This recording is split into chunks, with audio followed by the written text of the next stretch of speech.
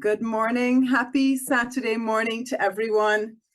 And we're in the countdown to the Rotary year 24-25.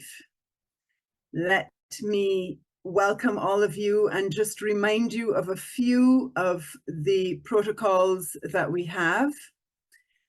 At the bottom of your screen, you will find the interpretation globe. Please select the language that you prefer to hear this session in. We have our French interpreters and our English interpreters here this morning, so please make sure you choose your language. This session will be recorded and will be available for you should you need later on. Any questions during the session, please raise your hand and we will acknowledge you and allow you to ask that question at the time. And I think that's it. We're here this morning for an accelerated President-elect, Secretary-elect learning session, because these people that are on this morning were not able to join us in Guadeloupe. Where we went? St. Vincent. Oops. I had Guadeloupe on my mind. In St. Vincent. It's early on a Saturday morning, guys. Give me a break. I'm old. I need some coffee or something. Okay. So we're here to really just get the essence of where we need to be ready for the Rotary year 2024-2025 under District Governor, and I'll say District Governor, Debbie Roopchand. She has the fabulous responsibility of shepherding us through the Rotary year under her leadership. So we need to know what she wants from us. We also will hear from the Rotary Foundation, and we'll hear from Rotary membership committees, because they are two extremely important. All committees are important, I want to say, but foundation and membership are the reason that we are who we are, and the reason that we can be members of this Rotary International fabulous organization. So at this time, I'm going to bring our DGE, Debbie, to the mic. Please listen to what she's saying. We want to make sure that everybody understands their goals, what has to be done, what has to be put into Rotary Club Central, so that when the citation requirements come out, you would have met the citation requirements. So DGE, good morning and welcome to fabulous District 7030 Accelerated PELS. Bonjour à tous. Good morning all. Thank you very much everyone on the call for joining us this Saturday morning. I am truly regretful that we did not have the opportunity to meet in person in St. Vincent and the Grenadines. However, I truly appreciate your effort in being here today. Today's session, as Sonia reminded, is a very condensed version of what we would have done in St. Vincent. So while you may not have the opportunity to have these sort of interactive breakouts and engagement we had on site, we are hopeful to cover today all the important things that you need to know that would be able to guide you during the upcoming year. Now, I want to start with the Magic of Rotary theme, and I think we all have it on the backdrop. For those of you who may be familiar with the theme actually came about when Rotary International President Stephanie-elect was on a trip to the Dominican Republic at a water filtration project. And at the project, there was a group of young boys who were looking at dirty water going into a filter, which brought out clean water on the other end. And having seen that, one of the young fellas who was there, he actually said to the persons on site that he wanted them to show me the magic again. And that is how the theme, the magic of Rotary came about. Now, when we talk about the magic of Rotary for us at the club level, what we are looking at is being able to create magic in the lives of persons in our communities by the projects that we do, in terms of every project that we complete, by the dollars that we give to the foundation, and you would hear PDG Wadi talk about the foundation next, by every new member that we add to our organization, and you would hear membership talk about that. These are ways in which we bring about the magic of Rotary. I should tell you as well that this is the last year that Rotary International is going to have a theme. The last theme, the magic of Rotary. So I invite you as club officers who are incoming to use the team, spread that magic to everybody in the upcoming year. Now, I must mention, before I go into goals, the Rotary's action plan. And I hope that this is something which you are familiar with. The action plan, for those of you who may or may not know, has 4 pillars to it. We've been asked to, in everything that we do, increase our impact. We've been asked to expand our reach. We have been asked to enhance participant engagement, and lastly, to be able to increase our ability to adapt. It is important that you understand the action plan in Rotary. You might ask yourself, well, how can we increase our ability to adapt? If you look at it from the Rotary International level, you would see, for example, one of the ways RI is doing that is by seeking to focus on improving the ability to measure impact, by seeking to eradicate polio and leaving a legacy behind. At the club level, you need to look at it and see what you can do in terms of your projects and activities in the upcoming year that can increase the impact within your community. Expand our reach. One of the ways in which we can do this, and I'm sure Giselle and Maurice would talk about it, is, for example, to look at growing in terms of our diversity, our membership, the participation we have in projects. That is a way that we can expand our reach. How can we enhance participant engagement? At the club level, as club presidents, we need to be able to support our clubs to get better member engagement, to have our members interested in terms of attending our meetings and being part of our activities. And we can do that, for example, by offering new opportunities when you come to the meetings for personal and professional development and connections. And lastly, in increasing our ability to adapt, we can seek to streamline our governance, ensure that we have proper governance structures in place with respect to the functioning of our clubs.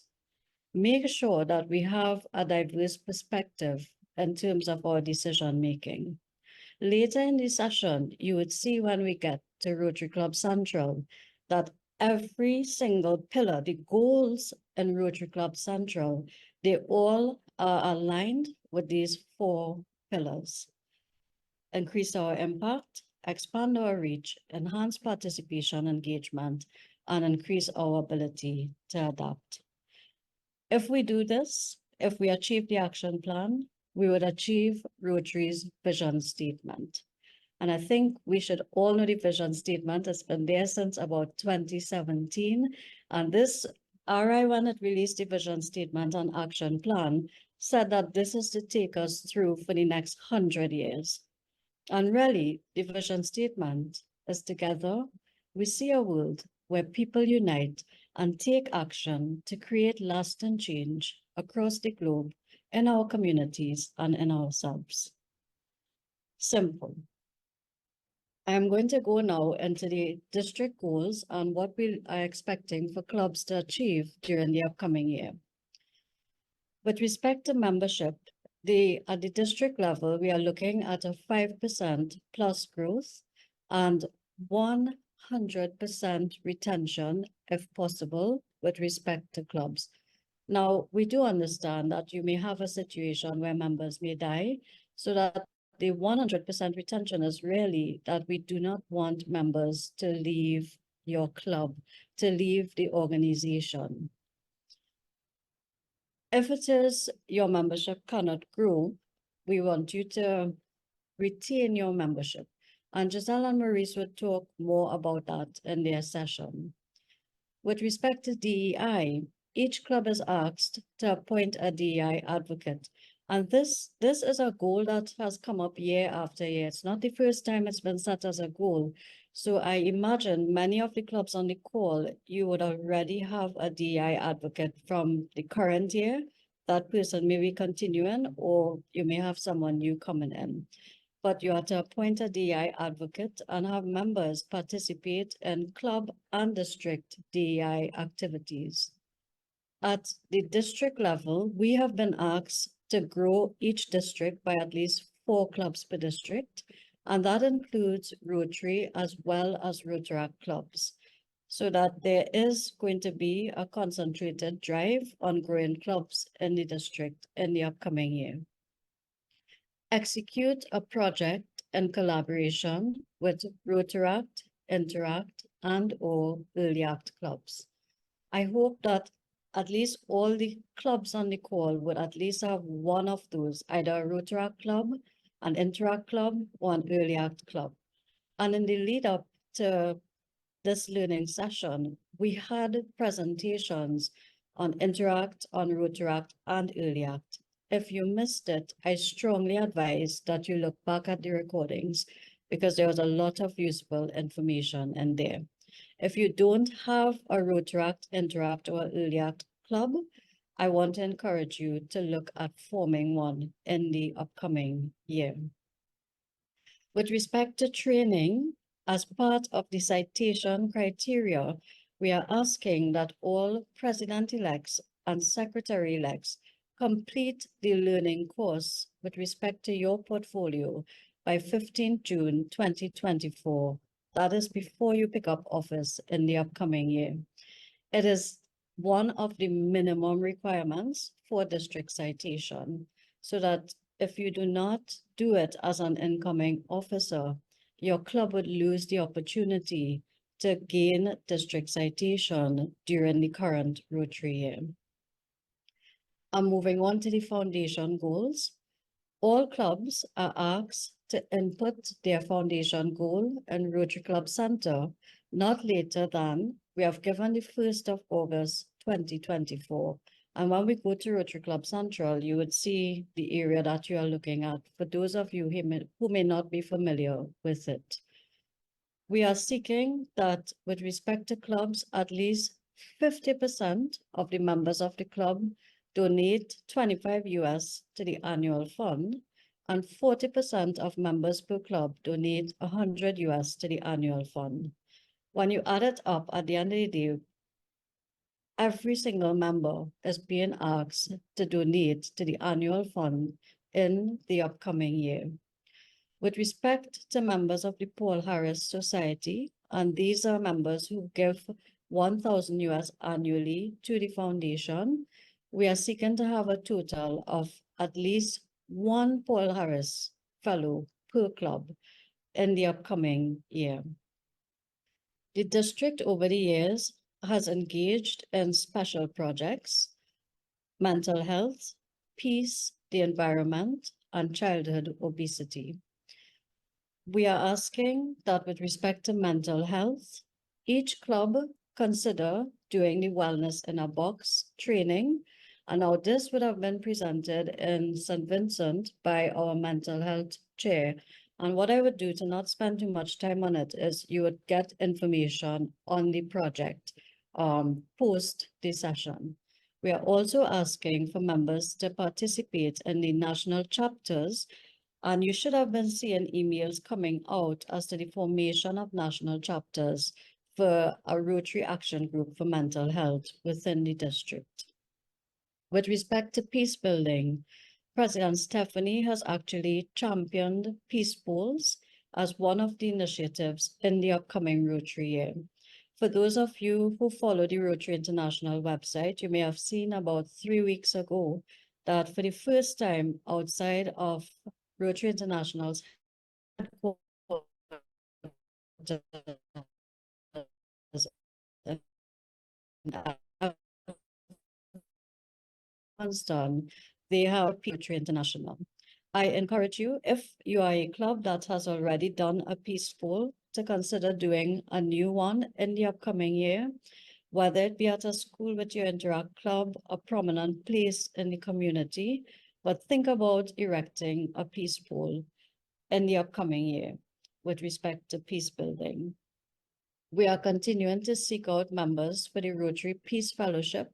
That is a fully funded master's and certificate program through the Rotary Peace Centers. As a matter of fact, applications are soon to close for the current year with respect to the Peace Fellowships.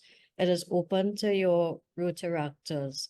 In the upcoming year, we wish to encourage clubs to continue to seek out candidates for the Peace Fellowship. Our district is a peace building district, and we intend to continue to do so. With respect to the environment, there are the Enviro Club Recognition Awards. Our environmental chair, Lisa Foster from Guyana, has done a comprehensive document on the awards. I would simply say to you that it has 3 tiers to the award, and it falls within the district citation as well. So I would encourage clubs, when you get the Enviro Club Awards document, to look at it at a bare minimum. One of the criteria is to have an environmental chair within your club. And I'm sure that most of the clubs, if not all, would easily achieve that. Over the last few years, we have continued to promote service days within the district. And I ask clubs to look at recognizing at least 2 service days promoted by the district. And the 4 service days that we have promoted over the last few years are World Literacy Day, that is in September, the 8th of September, Environmental Day, which is usually in June, the 5th of June, International Day of Peace, the 21st of September, and World Mental Health Day. So we've asked clubs to consider participating in at least 2 of the service days by doing a project or an activity at the club level or within your community. Empowering girls continues to be one of the special project focuses. And again, it falls within the district criteria to consider doing a project on empowering girls. With respect to public image, consider having your club submit at least 2 articles to the district newsletter for publication, and to wrap it up by the 30th of March 2025. Have your club submit at least 2 public relation articles in the media. To ensure that you have a social media presence, at least 10 postings, and this is not hard to achieve, 10 postings up to 30th March 2025. So that's quite next year. And lastly, when we get to Rotary Showcase, to post a minimum of 3 projects on Rotary Showcase. Rotary Club Central is mandatory for the minimum citation at the district level. You have to go to Rotary Club Central and submit at least 15 of the 26 goals that are set within Rotary Club Central. That, I should tell you, is also the minimum in terms of goals for a club to achieve the Rotary Club Excellence Award in the upcoming year. Club Excellence Award is the new term for what those of you who may have served as a president before would have known previously as the Rotary Citation. So that in a nutshell is the goals we are looking at in the upcoming year. I am open to questions because I think Sonia had me until 9:30 on this topic.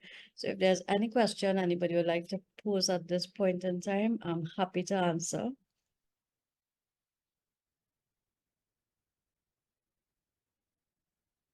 DG, the question that a lot of people are asking is when would we get the citation information in hard copy so that they can look at it truly instead of just hearing about it? Yes, I'm at the translation stage. So I would say we are on the 11th of May. By about the 20th of May, that should be available.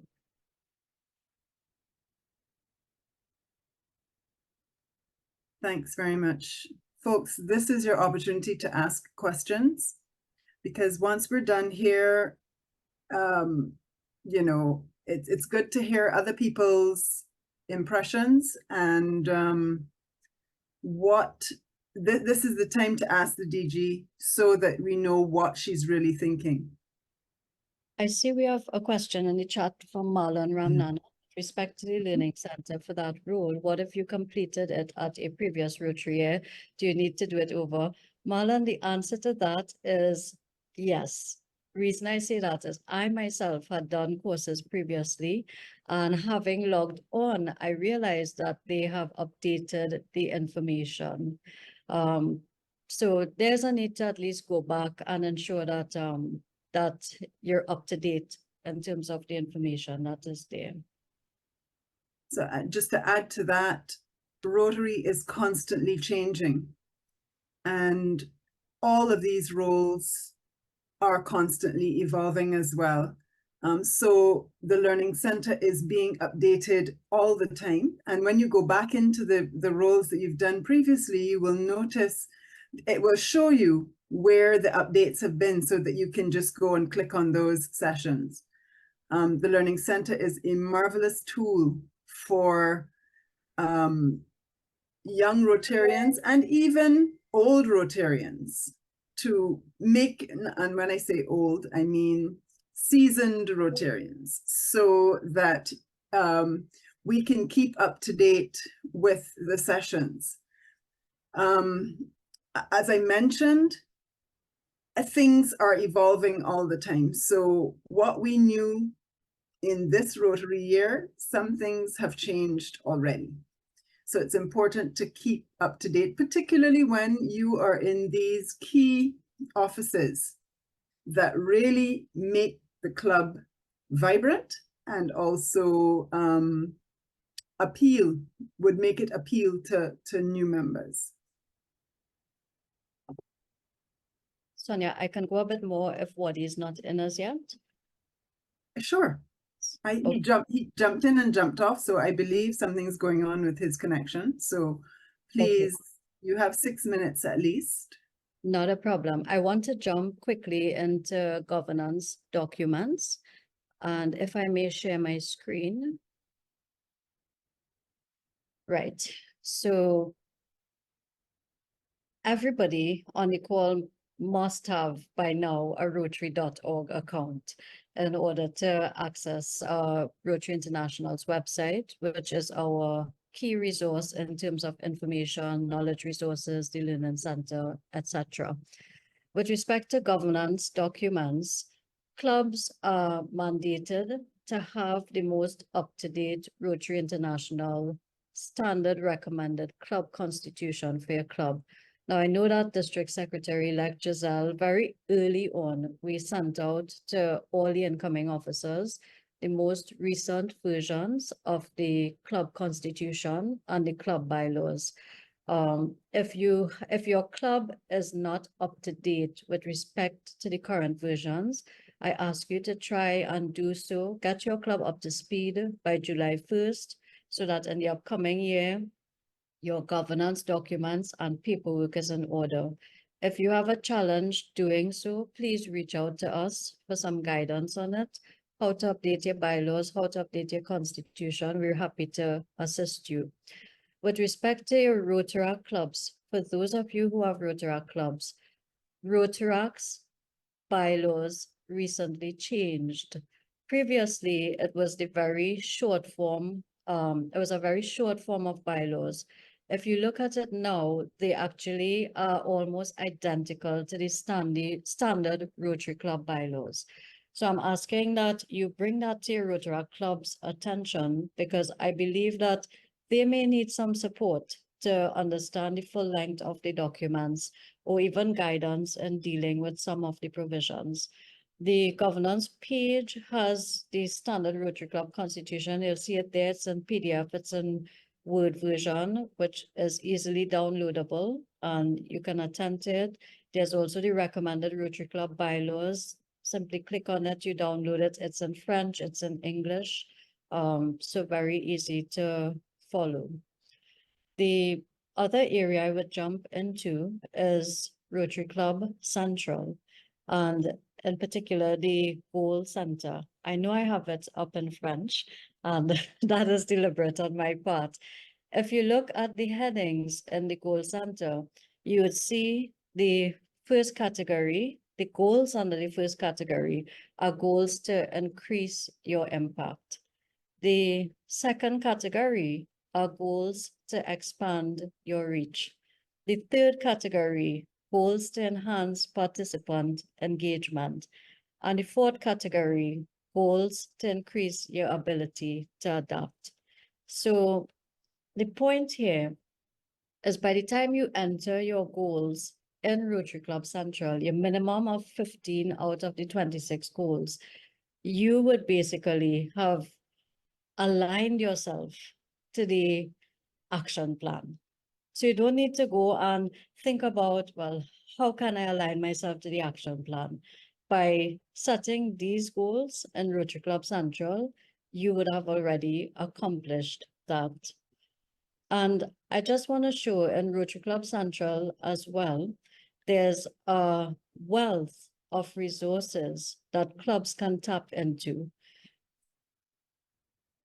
for different areas. You have your membership resources, and I know that we would hear about the club health check. Everybody should be familiar with this one as a most often used tool by clubs with respect to assessing the health of the membership. You have tools for membership. You have tools for young leaders in terms of resources, Rotaract and Interact, organizing RILA. I should say, as I talk about RILA, that we have a district-wide RILA session planned for Interact Week. That too was assented on for clubs to send a minimum of at least 2 participants to the district RILA Friday evening to Sunday evening. Sorry, DGE, you dropped out a little bit there. Can you repeat the date? It's Interact Week, the first week in November. Okay, thank you. The weekend of Interact Week. So RILA is on the table as well. And as I continue in Rotary Club Central, you see you have your service resources.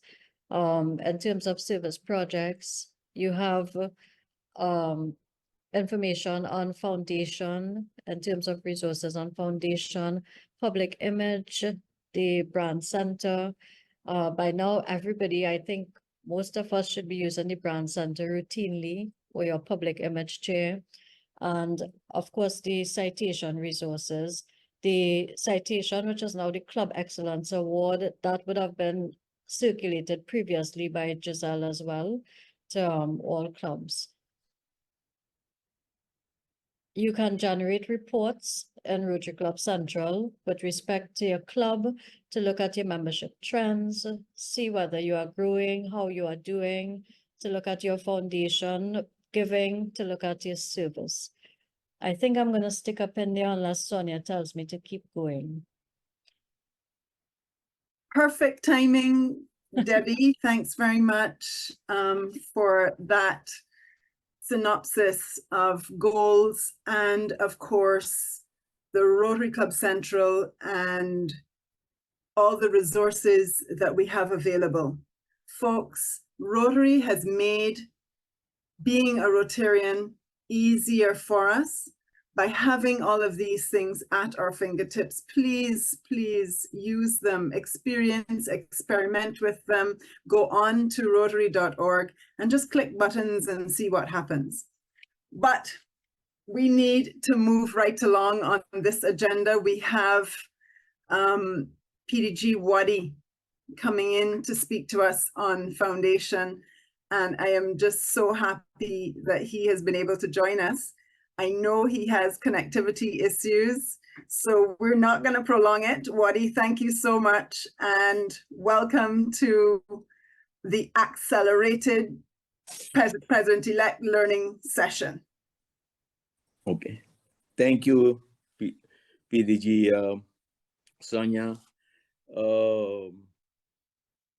Yes, with regard to the Rotary Foundation, I would like to share a presentation, a few slides, but we go quickly through these slides since we have just 30 minutes. So is that possible for me? Yes, you should have sharing capacity. See it? Oh, yeah, yes. No. That is not what I'm looking for. Share screen. Where is the screen? While Wadi is getting his presentation ready, I just want you to know that we're eternally grateful to Wadi for joining us today. He is in a completely another time zone and sacrificing his, and I'm going to say afternoon, to be with us in 7030 at this session. So really appreciate him being here joining us today. Let me see if this works. Yes. Well, giving us all kinds of pretty messages. Oh, okay. That is not. You're sharing screen. Something is going on.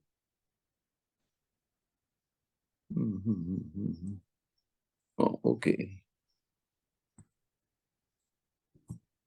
Yes. It's coming up? Yes, we're seeing. Well, we were. You were seeing me or not? No, I was seeing your presentation. Oh, okay, great. Perfect. You need to make it presentation mode and then you're good. Yes. Yeah? Okay. Yeah, something so. Okay, go ahead. Yeah, okay. We're happy. No, but this. I'm so sorry. This is not the presentation. This is the one. You're seeing this one? Yes, we are. Yeah. Okay, great. Okay, so we'll talk very quickly about the Rotary Foundation. And in fact, there are two aspects if looking at the Rotary Foundation. On the one hand, grants, and the other hand, funding. You know, Rotary Foundation is our bank. So more or less our bank, we can get grants for our projects through the foundation. And of course, a very important part is that you have to fuel that foundation by contributing, let's say, making contributions to the foundation. First of all, if we talk about grants, it's very important that the club president and the club, the current club president and the incoming president, that they sign the MOU. Yeah, without signing the MOU, you're not able as a club to apply for grants, either district grants or global grants. This MOU will be sent out by next week. We're preparing it for 24-25. There are some slight changes from the previous one, and of course, we also have to translate the MOU in French. That's why it's taking a little bit longer, but I'm sure that by next week we will send it out to all the clubs. And if you really want to, I would advise the club president, the current club president, and the incoming to sign it. Although you may not know if you will be applying for a grant, a global grant or a district grant, but do it, because without that, you cannot apply after the 1st of July for a grant. What's in the MOU? It's all these elements about club qualification. When is your club qualified? What are the responsibilities for the club officers, and especially the president and the incoming president?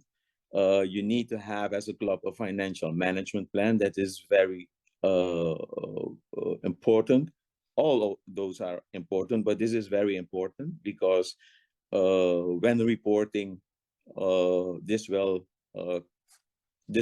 will need this management plan to report, to make a good financial report to the district or to the foundation. You will get some information about the bank account requirements in that MOU. Also, how do you have to report on use of grants funds? Very important. Document retention, for example, bills and invoices and things like that. Whenever something goes wrong, for whatever reason, you have to report it as a club. And as the last point is about you authorize it, and you authorize the agreement that you have that there will be between the district and the club. Yeah. These are some of the requirements that, besides signing the MOU, is needed to apply for a district grant, especially. With regard to district grants, as we know, I think many of you know already, we're talking about smaller projects, address immediate needs in the community, and it's managed by the district. So you will apply for a district grant, you will apply to the district. Yeah. With regard to global grants, it's a bigger project, minimum budget of 30,000. It is an international, you need an international partner, a partner club in another country, in another district, and has to be aligned with the 7 areas of focus, sustainable and measurable outcomes. You know? We talked about the areas of focus. I think as a president-elect, secretary-elect, that you all know what the 7 areas of focus are. With regard to global grants, sustainability is key. And Rotary has more or less give us an idea, some of what has to be included for the grant, for the project to be sustainable. The first step is you have to start with the community. You have to go into the community, assess their weaknesses and strengths, assess what they really want to see as a problem, and what kind of solution you can present to them. For that reason, you have to encourage local ownership. Yeah, you have to identify key community members who can help pioneer lasting improvements. So more or less, this means don't do things on your own. Don't think that you know what the problem is of the community and that you know what the solution is. You have to involve them, and especially local ownership could be key in a successful project. Provide training so that for a longer period of time, people are trained. They get the knowledge, the know-how, how to in fact continue the project.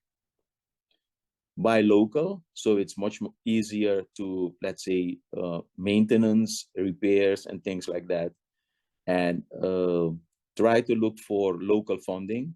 There are always companies and maybe other NGOs that are willing to help in solving or execute, not funding the project. And of course, it's very important to measure your success. Yeah. Because then you know what you in fact how much impact this project had on the problem, to solve the problem. If you're talking about global grants, I would surely strongly advise to start with a guide to global grants. It's about 45 pages document, but it has all the details, what you need to have a successful global grant project. Don't start the global grant project or the draft for the project if you should first of all read this, go through it, and see what you need in order to have a good draft and a good proposal. And of course, on the website, My Rotary, the Learning Center, a great way of, I think it is mentioned already, a great way of getting information, not only about the Rotary Foundation or grants or whatever, but it is everything that's Rotary is in the Learning Center.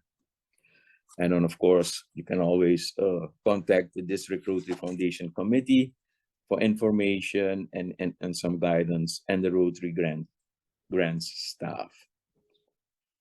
Why should you give? Why should we give? Because donations, contributions make it possible for us to support our projects. Yeah, as donations will, in the end, are a means of funding our district grants and our global grants. These are some goals I think that we have to pursue for the coming year, to give at least $25, between 25 and $25 and $100 per capita, per member, to the annual fund. And to the Polio Plus, about 1,500. And what's important for the district leadership team, is that you put in your foundation goals. So that is, of course, you have to put in all the goals so that the district leadership team, but even your own members, the club leaders, they can monitor the goals you have set in and the achievement that you have. Also report information of club foundation chair to Rotary. Yeah, most of the time clubs are not really putting in the information, the contact information for the foundation chair, and that it is a problem sharing then specifically foundation information with the foundation chair. It has to go through the president or the secretary, but it would be better to at least include the foundation chair in that, let's say, email or whatever information is shared. Supporting the foundation, we have more or less 3 funds. Polio Plus Fund, we already talked about that a little bit. The Annual Fund, Endowment Fund. Annual Fund is, let's say, for our short-term projects. An endowment fund looks more at a longer term. It's more or less to secure tomorrow, to make investments so that we get money back from the funds we donate to the endowment fund. But for us, daily, talking about grants, district or global grants, supporting the annual fund is very important. It's key, more or less. The annual fund, this is an old slide still.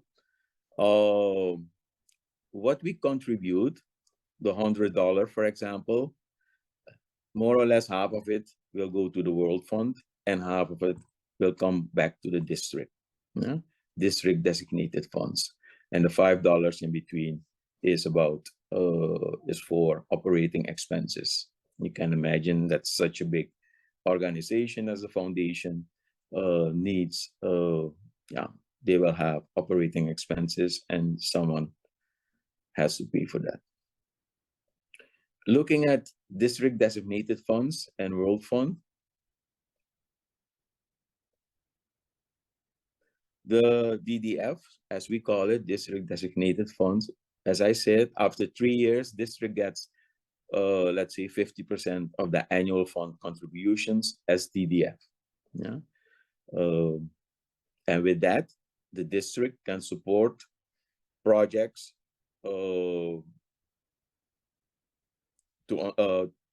can support clubs to undertake projects, and that is through district grants and global grants. District grants, as you know, these are smaller projects, and the global grants are the bigger budget, more impactful. What are we up till now? Up till I think this morning or last night, I looked this up. I generated this report. If you look at goals received, as I mentioned, it would be great if we can have all the clubs put in their goals in Rotary Club Central. For up till now, there are about 7 to 8 clubs that have not done that. So we don't know if they will contribute or not. And sometimes I can tell you, clubs have contributed, but not put in a goal. And as you know, as a president, as a secretary, as a club leader, you need to have goals in order to know where you're going to and what you have achieved. Our per capita at this point is $74. We have at this time, point in time, we have 16 clubs of the 75 that have not contributed to the foundation, to the annual fund, especially. Last year it was 8, so hopefully we can get down to 8, and the goal is in fact that we have 0 non-giving clubs. I mean, everything that the clubs can give or members can give, starting from $25, is welcome.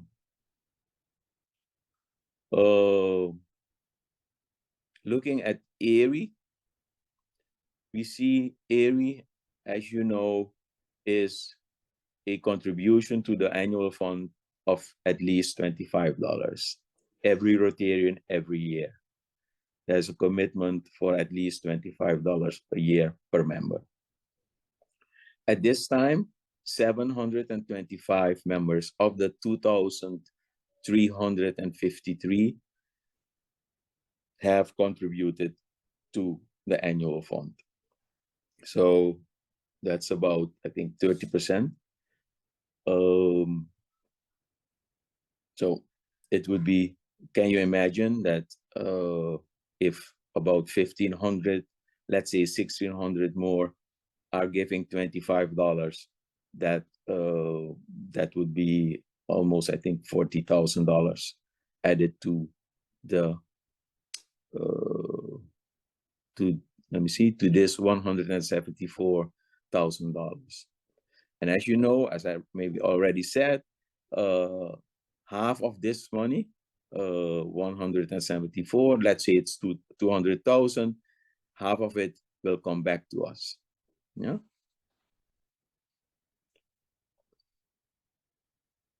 As club leaders, we have to lead by example.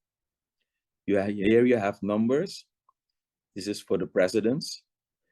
At this time, and this is for the incoming officers, 75 of the 75 incoming presidents, only 25 has contributed this year to the annual fund. For secretaries, is the same. And for foundation chairs, 22. And so this is very, very low. Of course, all are low, about 30%. But can you imagine you have taken up a position as foundation chair and not leading by example? And how can you tell your members, ask your members to contribute if you yourself did not?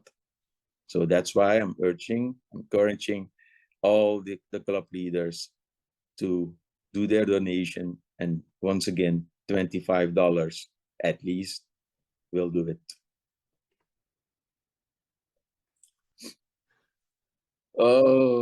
This is more for the Rotary Act. It has been changed since January 2022. They can also participate in district grants and global grants.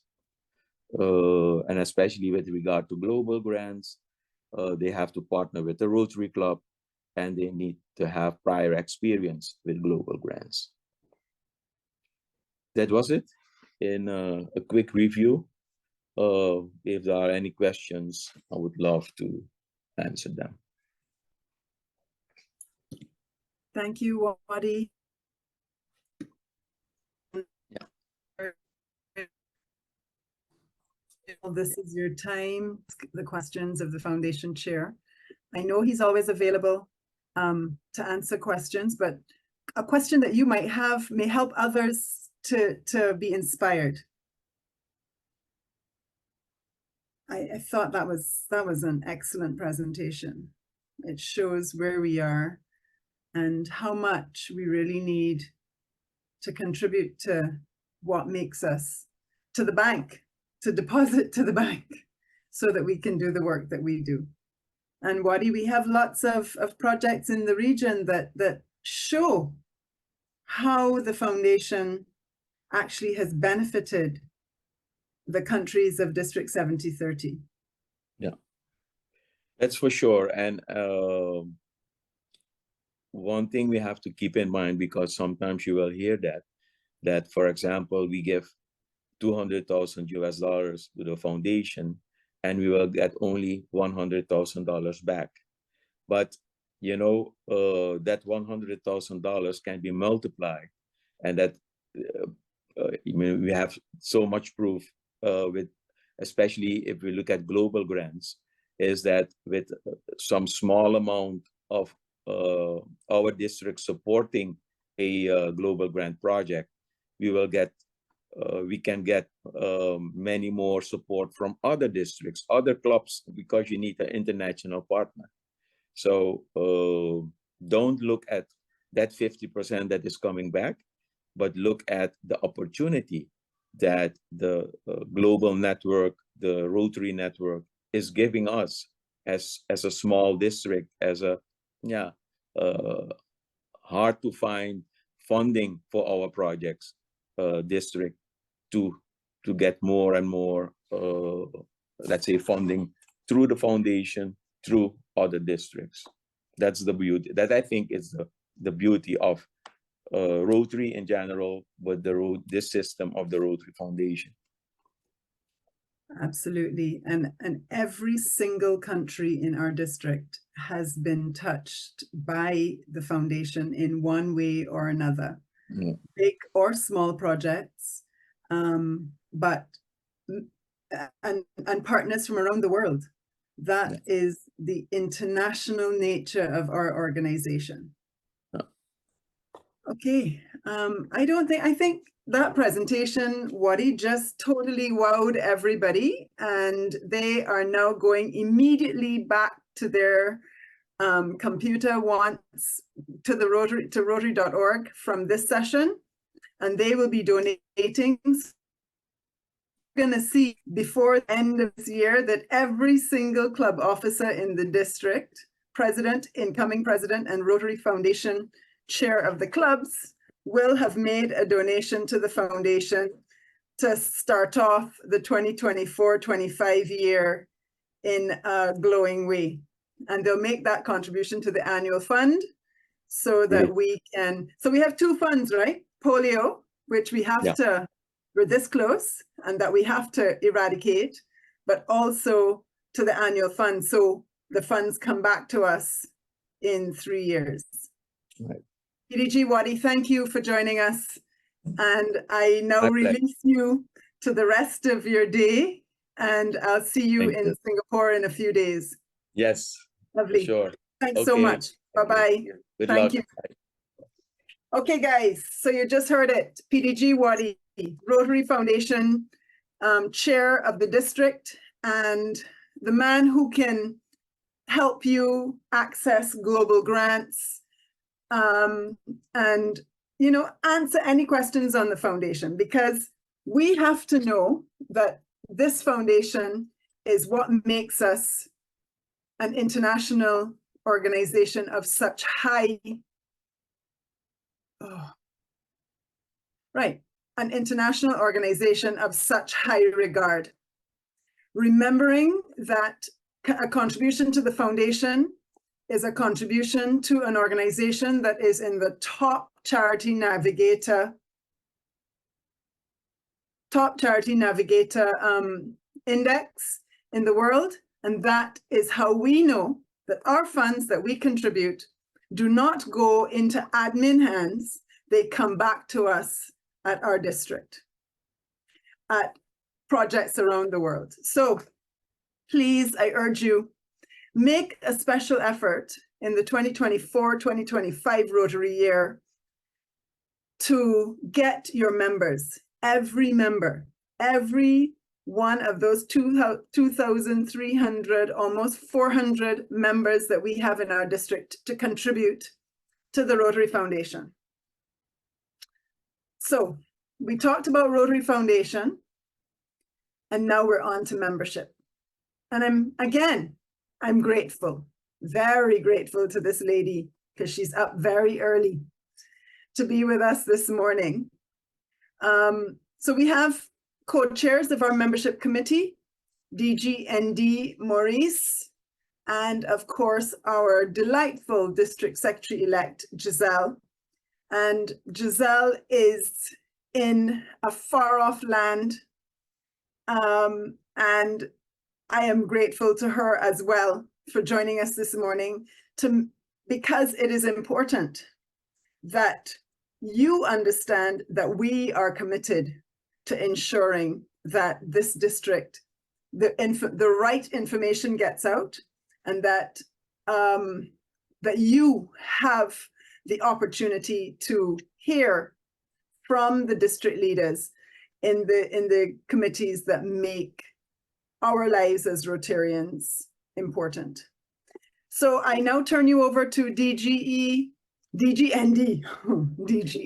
Maurice and District Secretary-elect Giselle.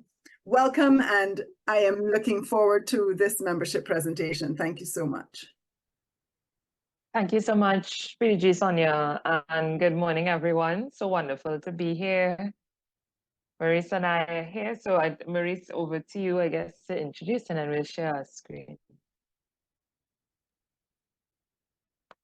It is over to me too early in the presentation. Usually you speak more. I guess you're tired this morning. I will speak to you guys in French. So let me switch to the French. Okay, bonjour à tous. Good morning to everybody. We are here today to a session for those who were not with us in St. Vincent, sorry, in Grenadines. We are talking about membership. Giselle and myself, we have supported the action by several meetings that were successful, and thanks to you and your participation. I think that Giselle also will share a presentation, and we could start with that and go back a bit, examine what we did this year, and we also get the essence of membership in order to see that it is a real project and that we must consider it as a real project, because membership is one of the key of the success for this year. Absolutely, Maurice. And so we jump into it. So this is the exact presentation we would have shared in St. Vincent. I don't know why we're all getting the name of the island wrong. I apologize. Okay, we love the St. Vincent and the Grenadines. It was wonderful. Yeah, and I'm sorry you guys missed it. You really missed a gem of a conference. So as Maurice said, it's a condensed presentation. Our first presentation was perfect. So if this one is a little rough, we apologize again. Okay, so yes. So we always start with looking in terms of the great news. And I actually changed this slide because we had, because we had the statistics for April, of course, relevant to the conference. I just changed this for me. And it's always an exciting slide for Maurice and I to share, because it truly captures in a very succinct way and visually what is happening this year. Okay, so the yellow line here is based on our district's history of growing, right? So what they've done is look back 3, 4, 5 years and said, you know what? District 70, 30, this is what happens to you every year. You grow, you lose members, you grow again, you lose members. But guys, what's exciting is that the blue line represents us this year. And as you can see, we've broken the mold, and we're truly anticipating a wonderful overall result as we approach June 30th. And that is all thanks to you, thanks to all the club members, persons who you welcomed into our club, and also those of you who've worked hard on ensuring the club experience remains wonderful. Maurice, anything on this slide? En fait, nous vous présentons Actually, we are showing you this graph to show you that we could have this type of situation to occur, what we call the purge between June and December, and that we had to work together. So this is a bit of our vision on membership, and that if we are prepared with a different way to act, we could avoid this that we are afraid of, and that the district will accompany you in order to increase our membership, and that this will not be impacted. Absolutely, absolutely. And as we said, we love to celebrate. We celebrate the growth. So what we're going to look at today, which is this from here on, is exactly what was presented. was the importance of growing, some ideas in terms of how do we actually grow, the resources we have to help us along the way, and sort of what's happening, right? So what's going to happen in the new year. So Maurice and I have used this tagline throughout the Rotary year. If you've received a membership newsletter or been to our quarterly meetups or meetings, we've used this tagline in terms of the engine room of Rotary. And it really just speaks to the fact that membership is such an essential part of our Rotary journey. And DG, Deb said it in terms of what can we do really without members, right? And I think the next slide says it best. So Marisa, I'll hand this over to you in terms of capturing, why we need people within our organization. Why do we grow?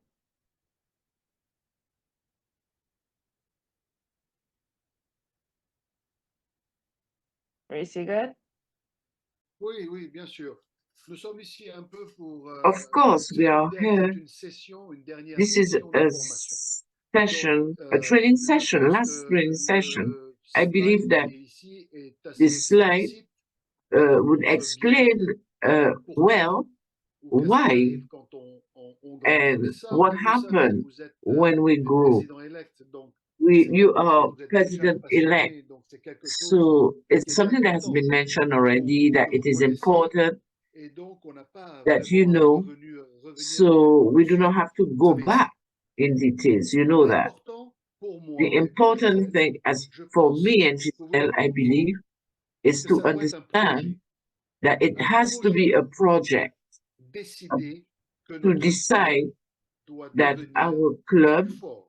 will Et become l'une de ces stronger. forces qui viendra And this strength dans cette année, c'est le that membership. we will Et get le membership this year ne se passe is pas for comme ça, membership. avec une And baguette it's not magique. something that happened Elle se prépare, out of nothing. elle You se have met to en place. prepare it. We have to Elle put it into implique place. It plusieurs implies personnes, plusieurs several membres. people, Et il y a several un members. plan stratégique There is a pour plan, a membership. Et strategic donc, plan il for y a ce que membership. l'on fait And therefore, pour les communautés, c'est-à-dire there notre is what we do service for the aux community, communautés, the et il y a aussi service, ce que l'on but fait pour there is notre peuple, also notre what propre we do club, for our notamment le club, rendre plus fort. and Et that is to make it soulager stronger, aussi par la même occasion la and at the charge same time qui est sur chacun to de nos lessen the officiers, en loads doublant of les each postes, of our en ayant des leaders assistants, by en having impliquant plus de more personnes. Mais tout assistants, ça rentre dans by le cadre employing more du people. plan, un vrai plan.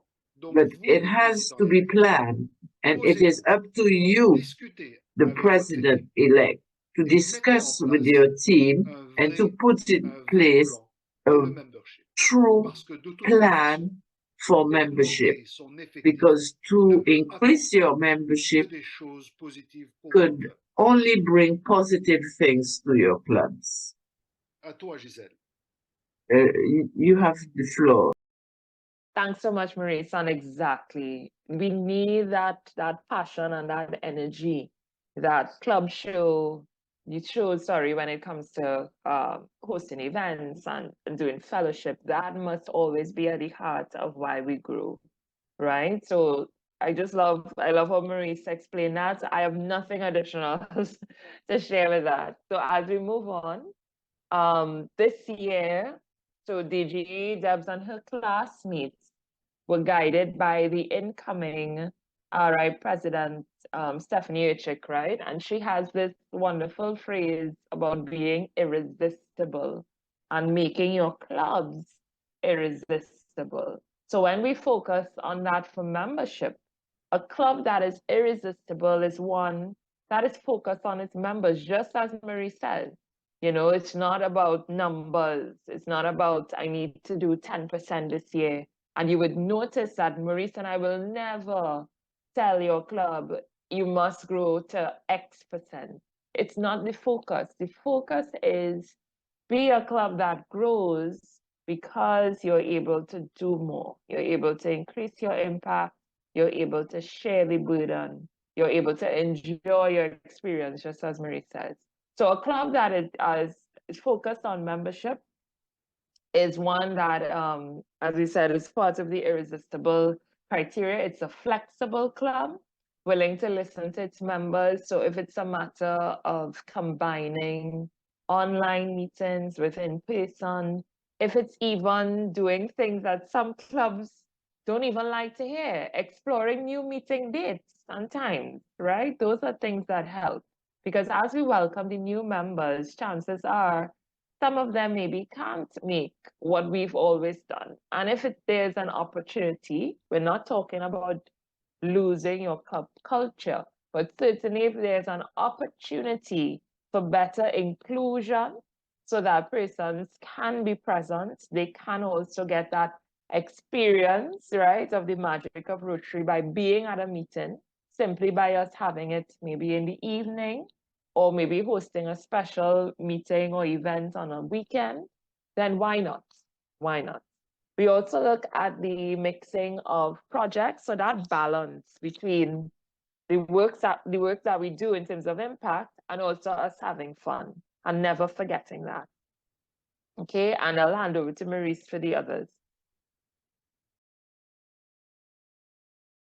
À ce que Gisèle a dit, What Giselle mentioned, j'aimerais que vous I would like présentiez le Rotary un peu, that you que present vous the le ressentiez Rotary comme la suivante. as a Le place Rotarien that is n'a pas reassuring. d'obligation. There is no Le obligation. Rotarien The a des Rotarian occasions. provide Le opportunities. Rotarien a des The Rotarian opportunités. Le Rotarien a has des occasions opportunities, de faire to ensemble, act, d'être to act acteur du together, changement, to be de a multiplier l'impact provider qu'il aurait of pu avoir change, tout to seul parce multiply qu'il the travaille impact en that groupe, he would have by des himself because he's occasions working with a d'accord, group. des occasions Opportunities to seize, de progresser dans le leadership, opportunity to des occasions improve, to de partager develop des in leadership, expériences, to d'avoir un share réseau. experiences, to have a Le better Rotarien n'a pas result. d'obligation. Rotarian does not have Le any Rotarien, il a obligation. des The opportunités. Rotarian has Et c'est opportunities. ça, des fois, And this peut is faire what peur sometimes quand could on pense aux obligations. Non, here is the ce sont des obligation. occasions. No, Et those are quand opportunities. on travaille ensemble, And when quand we work vous, together, président élect, demain président, you as a vous allez pouvoir, president-elect, you can comme a dit Gisèle, do it. organiser Like votre Giselle club pour mentioned qu'il it, devienne irrésistible. organize your Cette club so that it occasion becomes d'être irresistible. ensemble This opportunity amènera to be et votre together club et will attract tous les membres into your club à des and joies partagées, also à will des attract accomplissements partagés, à opportunities des for récompenses fun, partagées, for à being ce que le Rotary rewarded. veut, c'est-à-dire que And l'on soit what tous Rotary wants is that all bénéficiaires nous-mêmes we de benefit ce qu'on a ourselves apporté aux from autres. what we brought to others. Présenter la chose You have et ce to rapport present entre this, obligation et occasion doit être présenté en the faveur de l'occasion, contrast between en faveur obligation de and l'opportunité. opportunities, Et dans votre façon de gérer vos and membres, in the way that you je pense manage your club. personnellement, et je pense Personally, parce this is que what nous I avons believe parlé that comme ça, because we Gisèle et speak in moi, that pendant toute manner, cette Giselle and année, myself, nous avons réussi we manage ensemble et avec vous together à and faire with que you le club soit to moins sous pression, qu'il y have ait less beaucoup stress, plus que the les club, dernières années de personnes qui sont rentrées less et que le people Rotary that have a left été, Rotary. le Rotary, le district 70-30 And for a our eu district honnêtement 70-30 des had résultats fantastiques some au niveau de la fantastic zone. results. Rappelez-vous de ça. Remember that. Occasion, opportunité et pas Opportunities obligation. and not obligation. À toi, Gisèle. Giselle, you have the floor. Fantastic. So exactly. And you know what is fun? When Maurice and I created this presentation, we literally just mirrored a conversation we had, right? And Maurice put it so wonderfully and succinctly that everything that happens in our club, right? Everything that happens, sorry, in Rotary happens at the club level, right? So even our conversation on being irresistible, on what Maurice just said about ensuring that, you know, we make this experience something that is attractive, something that is enjoyable to our members. It's exactly what Rotary International is saying.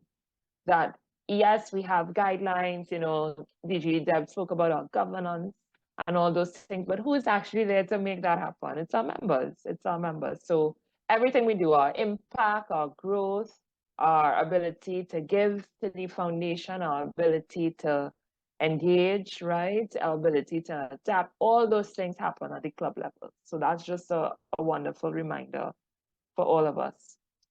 So we have some tips as we near the ending on what happens after we find the new members. So, you know, we've spoken and continue to speak about more so recruitment as opposed to retention, because we know a lot of clubs, you guys have your strategies on retention. You know what works with your members, but many of our clubs still struggle with bringing in new people and keeping those new people. So when we work out those strategies, and this is something between Marisa and I that we did one-on-ones with certain clubs on, in terms of exploring what options are out there. So whether you are doing membership drives, you are being more active on social media, whatever works for your club. Some clubs have mixers, right, that they use, and this has always worked. Some clubs continue to do by recommendation. I have a friend, I'm bringing this friend to Rotary. And so whatever works, but you must have some strategy or plan in place for you to grow, right? So I'm going to give Maurice this slide. It's a beautiful slide. It comes straight out of Rotary International, and it really speaks to the heart of membership in terms of that club experience. So when we get the new people, what's happening, right? So over to you, Maurice. Qu'est-ce qu'on a réellement à offrir? What do we have to offer really to a new member? C'est l'expérience. This is our experience, the experience of the club, and this experience must be a happy one, must be prepared, must be adaptable, and must take into consideration each individual and their expectation, and also the orientation that we would like to take. It's important that you be very close, be connected to your members. The leaders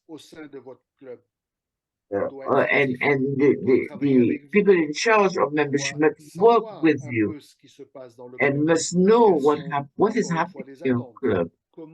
What are the expectations? How are you going to work to meet those expectations? Because this experience, the members expect to get something back from their Rotary club. We have to be interested the whole year and to find out what is the attraction to the club, and how can we meet the expectation of the club members. It is very important that we're talking about engagement, we're talking about retention of the members, but all this happens within the club. What makes our club, our meeting,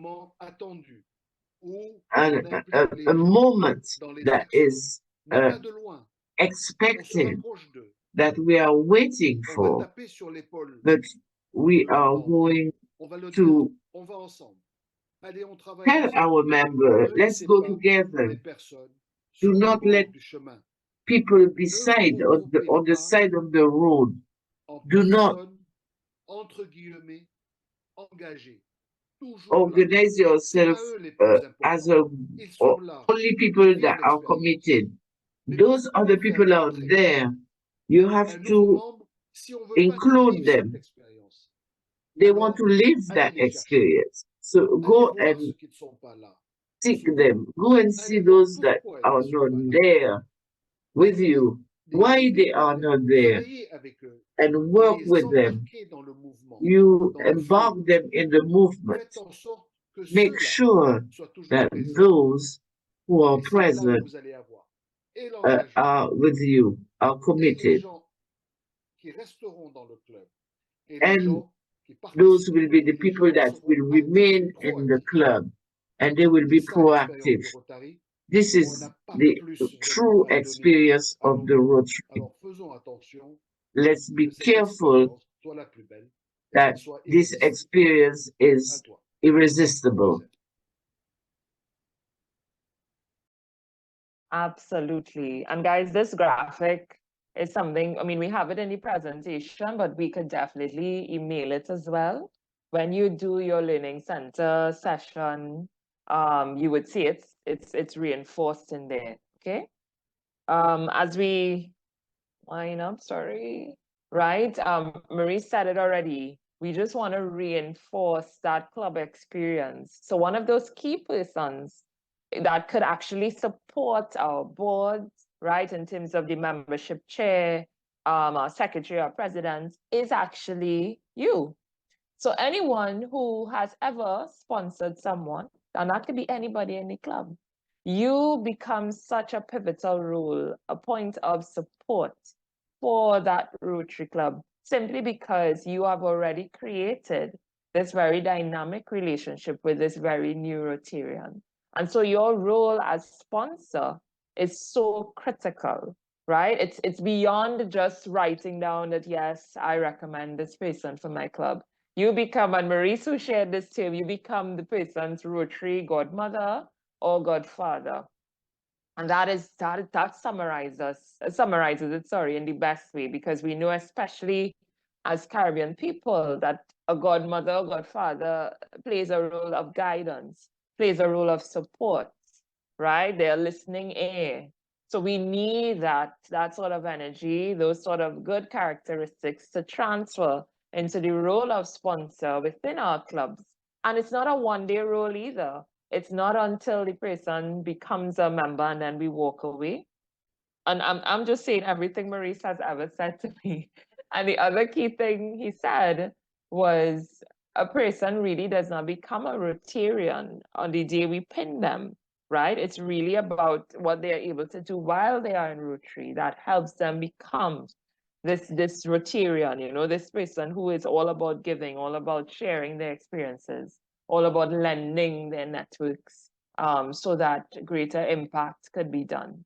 And it's such a phenomenal role because it's something we tend to overlook, right? Maurice, you wanted to share anything on that after I said everything you normally say? I love that. I love that. Oui, non, mais j'adore, Gisèle, ce que tu viens de dire. I love what you Donc, just said. Juste I would just ajouter une add seule chose. one C'est une thing. expérience This is one plutôt experience, personnelle. personal experience rather. J'ai eu tellement I de personnes had many people j'ai vu tellement qui étaient sur le point de that quitter were about juste to à cause live d'une incompréhension just because there was a de ce que misunderstanding c'est que le Rotary. of the Rotary, the role of the Essentiellement, Rotary.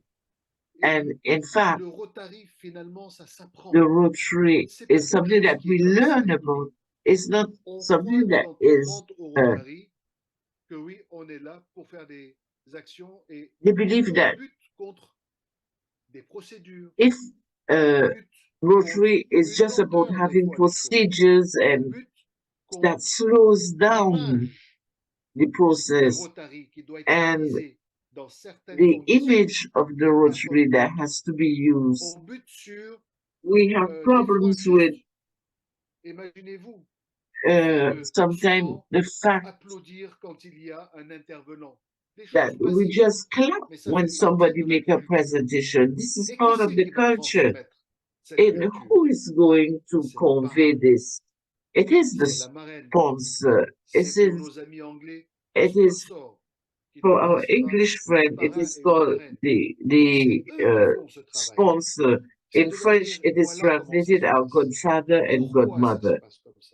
This is how it works this way. Why are there procedures? Why are there rules? Different rules. Why an action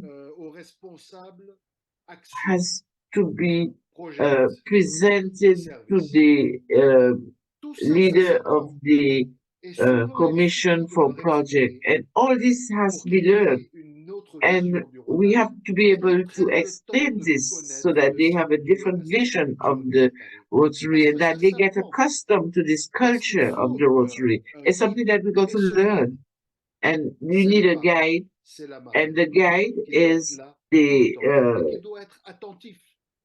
sponsor, or namely godmother, godfather. And this sponsor has to be very attentive. And I say exactly what you're saying. We are on the same wavelength. Well, thankfully by now, right? So yes. So I mean, it really is, as I said, such a powerful role. And as Maurice sort of fine-tuned, let's not overlook the role of the sponsor. We also have other resources through Rotary International, and Maurice and I brought this maybe a little bit late into this year, but it's definitely something in the new year that we will be pushing a bit more to the clubs. So RI Leads, Rotary International Membership Leads is the full name, right? They are persons who come or expressed their interest in joining Rotary, but don't really know anyone in a Rotary club. So they won't come through the traditional way of, PDG Sonia recommending someone who works with her, right, to her Rotary club. That's not how it works for them. They don't know anyone, but maybe they saw via social media or some campaign or some billboard, and they're like, oh my gosh, I want to join this organization. So Rotary's website actually allows for you, anybody, to go and come in there and register. And actually the information that they require for you to put in, right, to be someone who is looked at as a potential Rotarian is quite extensive. When Marisa and I looked at it, it captured what time of day they would prefer to meet, where specifically they would want to meet when referring to the country.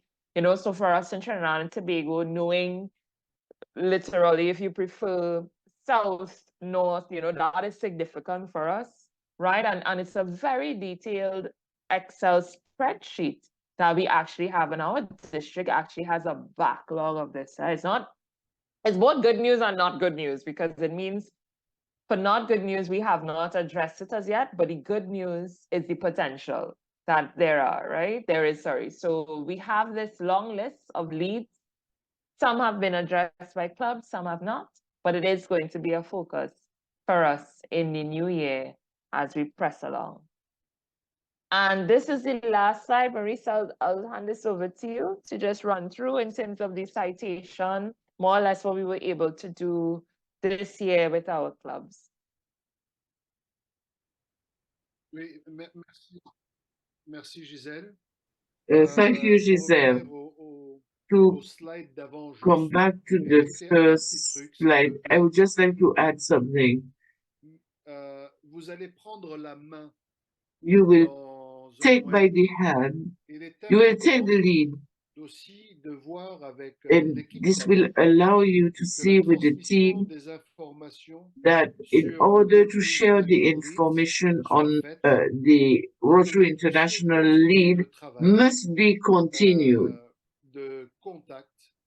and that the contact list must be reviewed for those who have expressed the desire to join the Rotary International. So be sure, make sure that you look at those information and to Giselle and myself will go a little deeper to share with you and your club what you can do, and we will share those information. The next slide, please. You wanted me to talk about this. This is how we have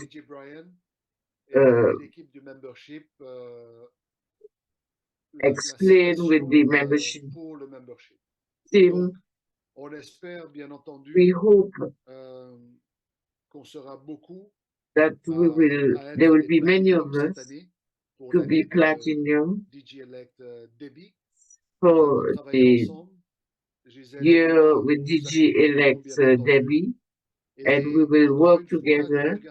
And once more, do not look just at those percentage and the numbers as numbers, but a number of people that would have given us the opportunity to live that experience. Should I add something more, Giselle? No, I think that's perfect because, as you said, it's something that clubs should almost do naturally, right? Let it be organically in terms of how you treat with this, right? Don't let it become a numbers game where you're just like, okay, I need 5 persons, and you're just taking 5 persons because that'll give you the 10% or 50%. It must be a strategy, and everything Marisa and I have said in today's session supports that, and everything we will continue to share throughout the year going into the new year will support that. It must be an intentional decision by your club, by your leadership within your club, even if it's channeled through the club membership chair. It's, as Marie said in the beginning, this is a project the president needs to take on. This is your baby, right? Because this is about the longevity of your club. This is about succession planning, right? So it's so much bigger than a number, right? So you will have this in the citation, in the district citation. We just want to be able to celebrate you, and that's really the only reason we have these percentages. But yeah, but you guys need to continue, right? Those strategies, continue sharing, continue bringing in new persons and taking care of our membership in District 7030, which I think Marie said most persons, most clubs actually do a fantastic job in terms of keeping that culture alive, right? And celebrating Rotary. So guys, this is the end. I'm going to stop sharing. Thank you so much. I know we had one question in the chat. PDG Sonia, I saw that. Yes. So there was some good banter going on in the chat, and Marlon Ramanan asked, would you say membership extends to a member's family? And he went on to say, I think that opportunities to include family will also increase membership retention and overall impact, etc. And Maria, in response to Marlon, but I'm asking you all guys to answer this, said, it can start when the member is inducted. In the past, our club included a spouse and partner Rotary pin at the same time as the new member was being pinned. Like that. Yeah. I really like that. Yeah, I just dropped in the chat. I realized I didn't reply to Marlon, but I'll drop it right there. That there are clubs that actually have, and it's exactly what Maria is saying, that have family membership. So to me, the focus is more on what works for your club. If you realize that the membership profile, so to speak, that's coming to your club are people who are building their families, and that means everything to them at this stage in their life, that's the main focus. And why not have that focus within your club in terms of inclusion and flexibility. Because would you want to lose people because we couldn't be more flexible, right? I don't think any club wants that. So I think while there's no written, you can do this or you can't do that, certainly it's on the club level once again to come up with a strategy. Run it by Marisa and I. Run it by DG Debs. Ask us, you know, what do y'all think about this? And chances are we'll be like, yeah, try it, right? Try it because it's something that could bring in new membership and could also help retain those persons in the club. Maurice, you wanted to share anything? Yes, if you allow me.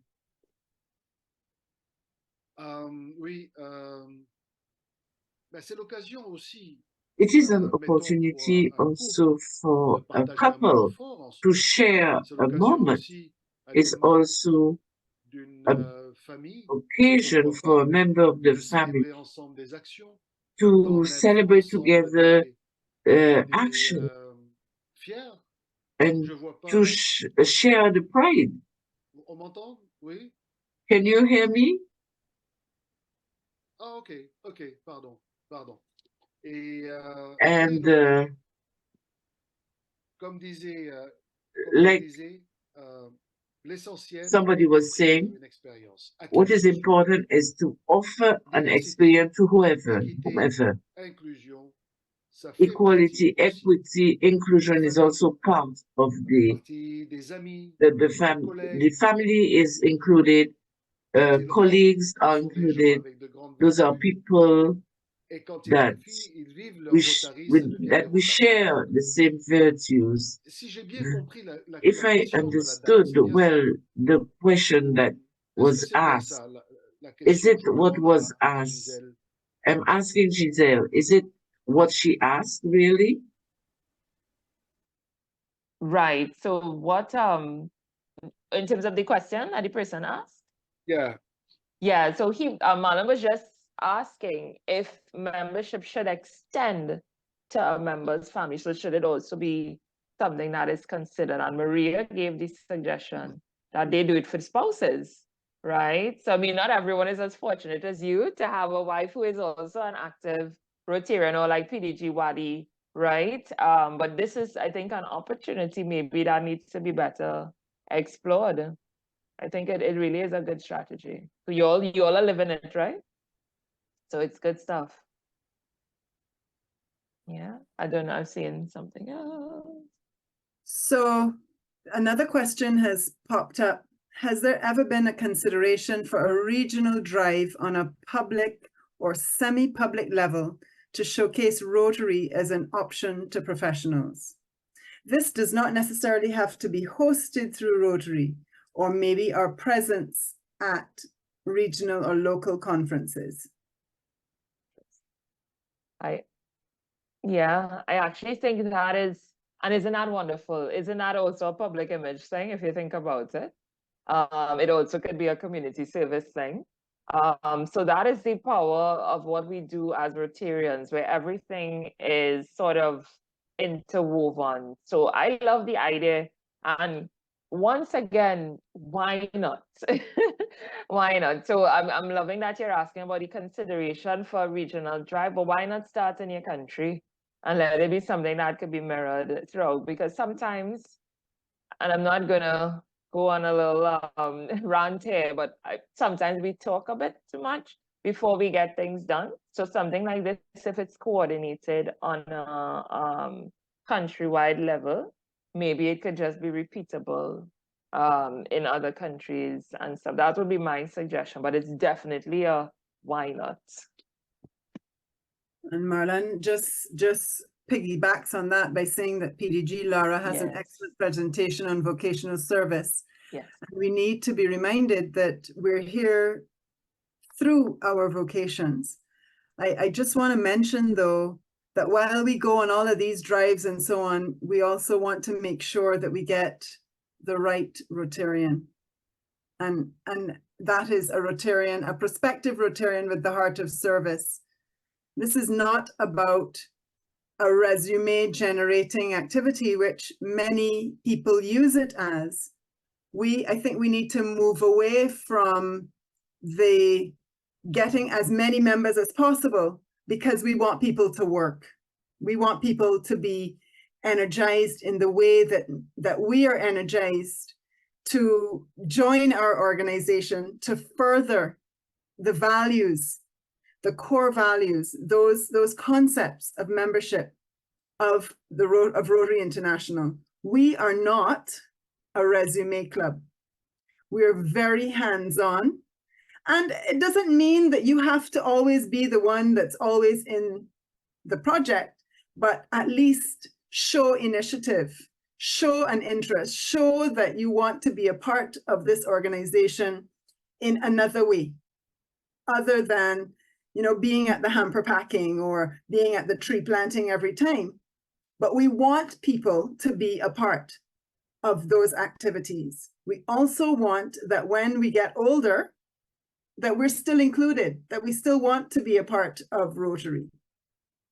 So when I say the right member, I don't mean in any disparaging way. I just mean that anybody can be a member of Rotary once you have the heart of service. And I think that's the essence that we should be talking about.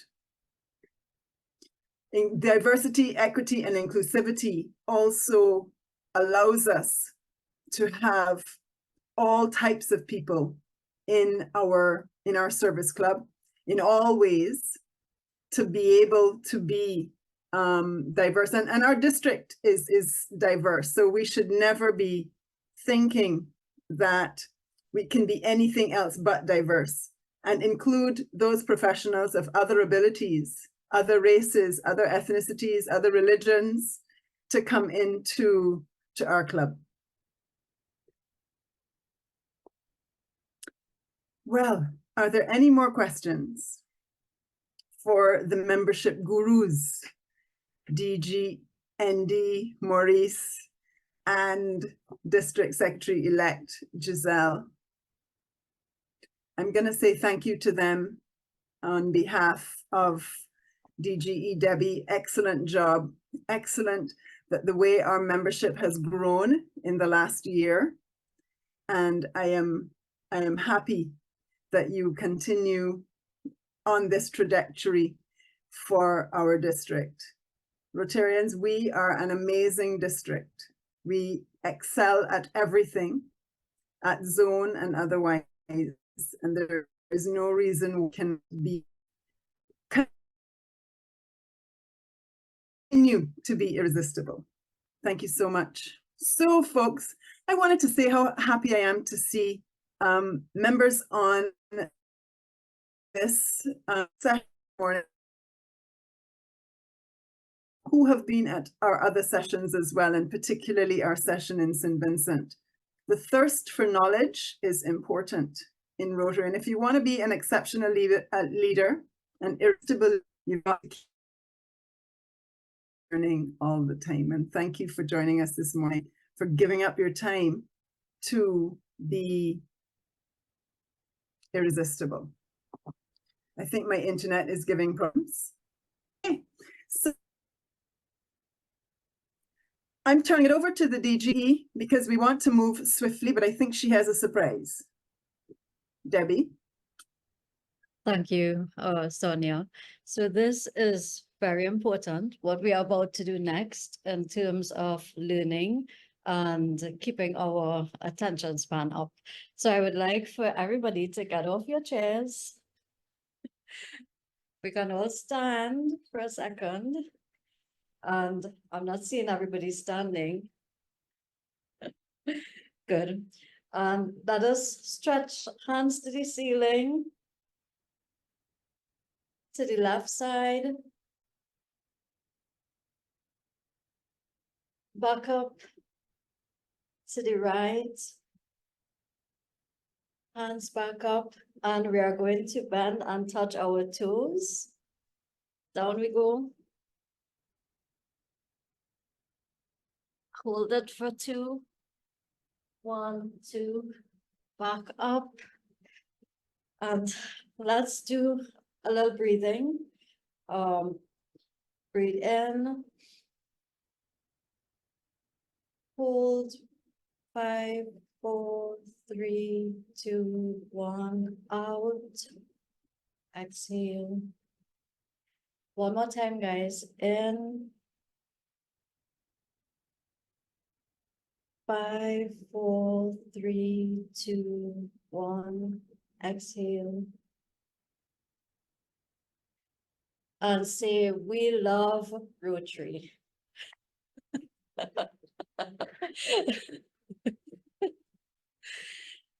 Thank you very much for that. I know we have been going at a pace, but the sessions, as Sonia said, have been very, very interactive.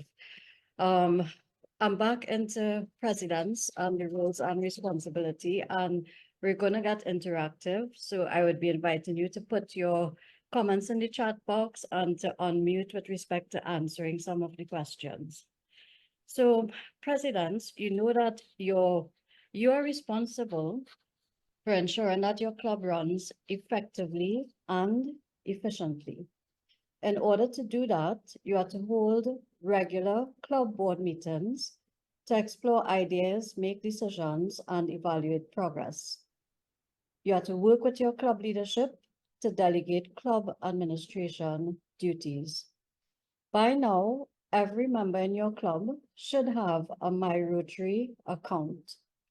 And of course, remember, not just the president-elect and secretary-elect can use Rotary Club Central. It is available for all members to access it in terms of seeing the club goals, the club progress. So you should invite all your members to take advantage of that opportunity. One of your responsibilities is to ensure that you update your membership list and your club data on Rotary.org so that you do not miss important updates and that we are able to track your club accurately in terms of its membership. You have to work with your club and members to update your bylaws, and we touched on that already. Most importantly, financial responsibility. You have to work with your club treasurer to ensure that the club has a budget in place for all its activities starting July 1st. And just a reminder, we had a comprehensive presentation by incoming District Treasurer Jalim Ramnarayan on club finances, which if you did not have the opportunity to look at it, I strongly, strongly advise you to review that session. Financial accountability is key to your success as a Rotary president. We do not want any club to bring Rotary's name into disrepute with respect to not operating within the proper financial constraints. Now, other key responsibilities, of course, is to motivate your members to achieve the district goals. And we have just gone through this morning the district goals already. By now, you would have appointed your committee chairs, and your committee chairs should have appointed members to be on the committee. With respect to your club, every single member in your club should be serving on a committee. No Rotarian is to be left behind. That is key to having proper engagement within your club. So as a club president and the secretary, you must assist the president in ensuring that every single member has some engagement at the club level in that way. Now, I want to ask, and you can put it in the chat box, what are the leadership skills that you as incoming officers think are key to your role in terms of success? What is a leadership skill that you think would bring you success?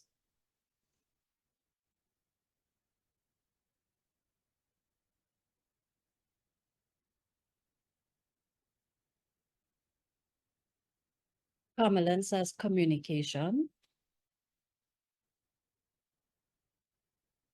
Dwayne, listening. Empathy by Marlon Ramnanan.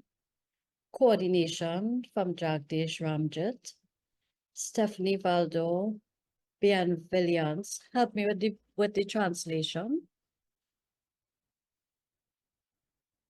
Marie says able to unify. Sonia Limadi, cohesion, conflict resolution. So those are some, and yes, inspiration. You need to be able to inspire your members. Bienveillance is kindness. Kindness, that is also linked to empathy.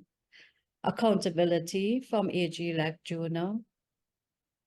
Leadership by Valerie. Motivation.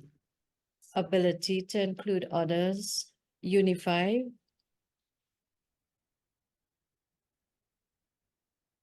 So those are those are excellent suggestions in terms of key skills for your leadership role. Now, again, suggestions in the chat box. What would you do to keep your club members motivated in the upcoming year? And as a matter of fact, I don't want to do this in the chat box. Let's unmute for this one. Sonia, can we perhaps have them by a show of hands and take the responses? The question is, how will you keep your members motivated in the upcoming year? I see Marlon's hand is up.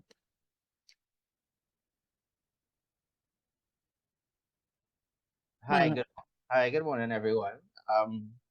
One of the key things I would do to keep members motivated is to ensure that they have buy-in to the club, meaning that their voice is heard, their ideas are welcomed, and at least considered for projects and planning. Thank you. Thank you for that, Marlon. That is important. Members need to be heard and to understand that their ideas are welcome. Anyone else? How will you keep your club members motivated?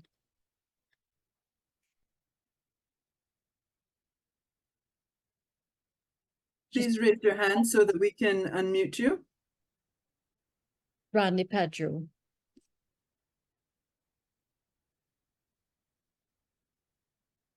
Hold on. Oi, Randy, you're muted. try to unmute Randy. Yeah. That's it. Hi. Everything that Marlon said, and also we need to focus on sometimes when the club is a bit down, you probably need a little fellowship, a little inclusiveness, a little cook somewhere, a little, just to keep everybody feeling welcome. And I think fellowship helps a lot as well. I agree with that. Fellowship is definitely important. I think we have, yeah. Dwayne, you want to unmute? Okay, forgive me that I can't bring up the screen. I'm in a place where I can't show. But yes, I've recognized that to keep the interest in meetings, especially to bring in classification talks, increase the amount of classification talks, increase the topics of interest at that moment, and also get the member engaged. If you notice that a member is not participating well or not coming to meetings, to give them a role or a function, they will then dive into it and get deeper into Rotary, and their interest seems to peak after that. That is so true, Dwayne. I think Again?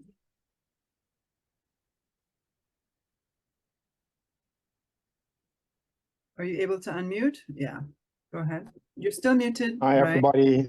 This is, yes. I'm unmuted now. Yeah, good. Go ahead. For my part, I think two things are important.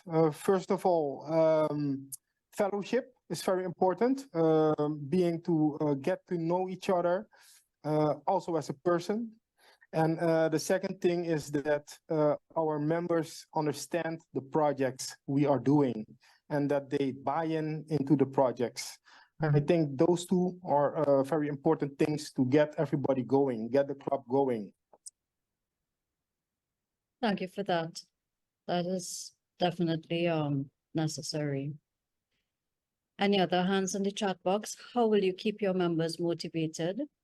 There were some, Valerie has, Jermaine has in the chat, having more in-person meetings and interaction and fellowship.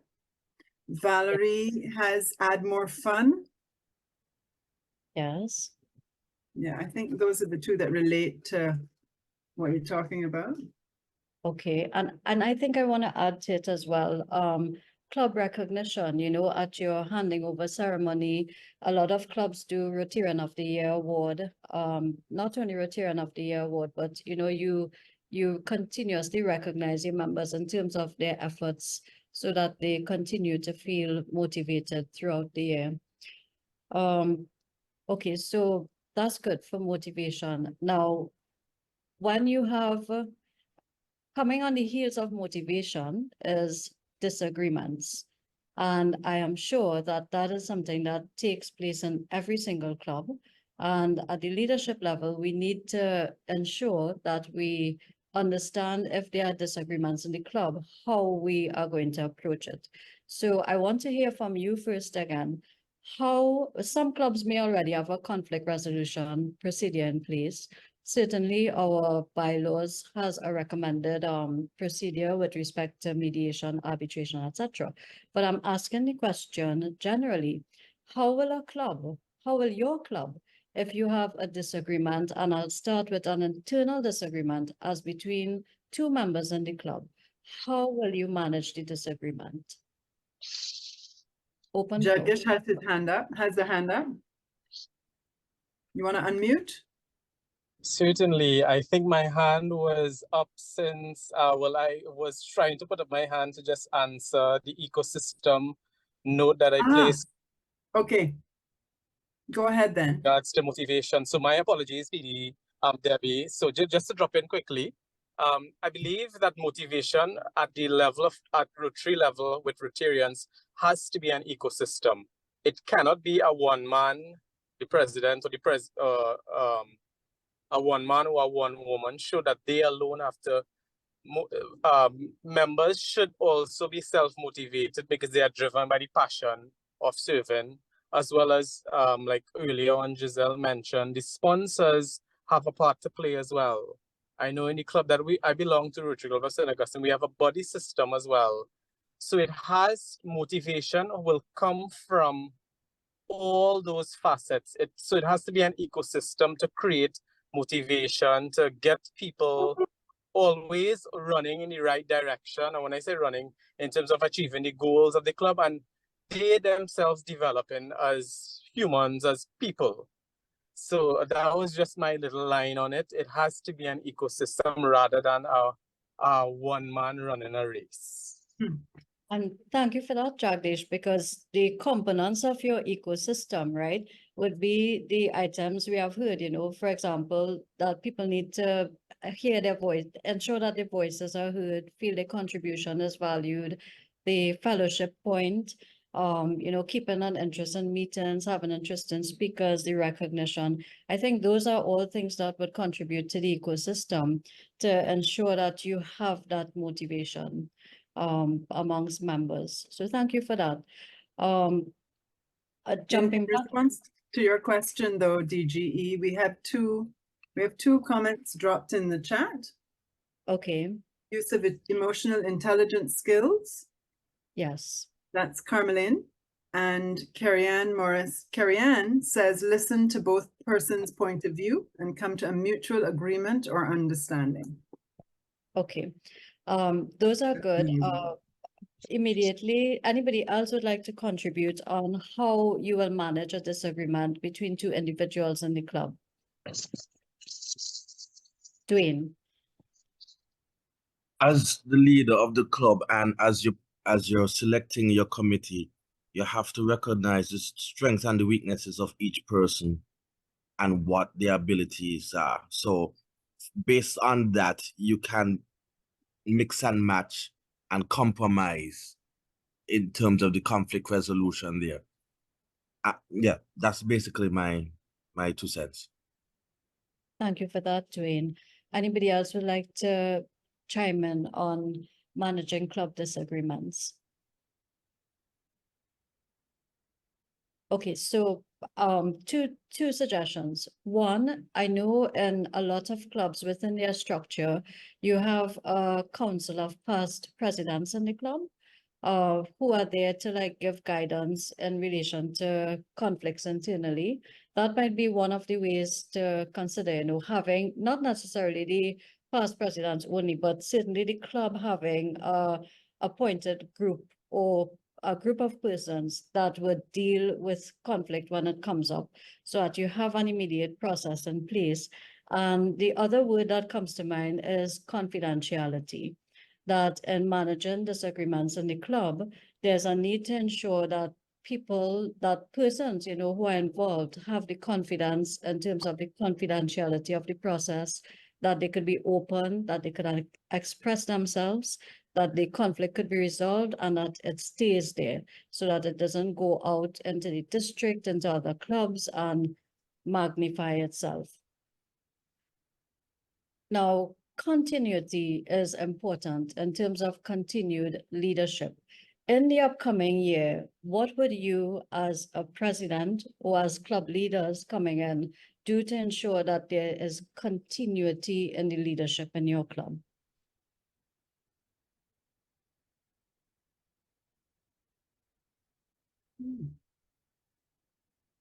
I'll tell you the most basic one, and not all clubs do it on time, is to ensure that you have your elections in December to have your incoming officers properly appointed. That's the most obvious one.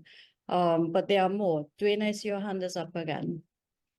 It's funny that you should mention this because we've been having that problem in our club. We found that we need to identify the leaders quite early. For example, if I'm coming in this year, my eyes or my team's eyes or the past president eyes need to be out looking for persons that can be potential leaders and start grooming from that time.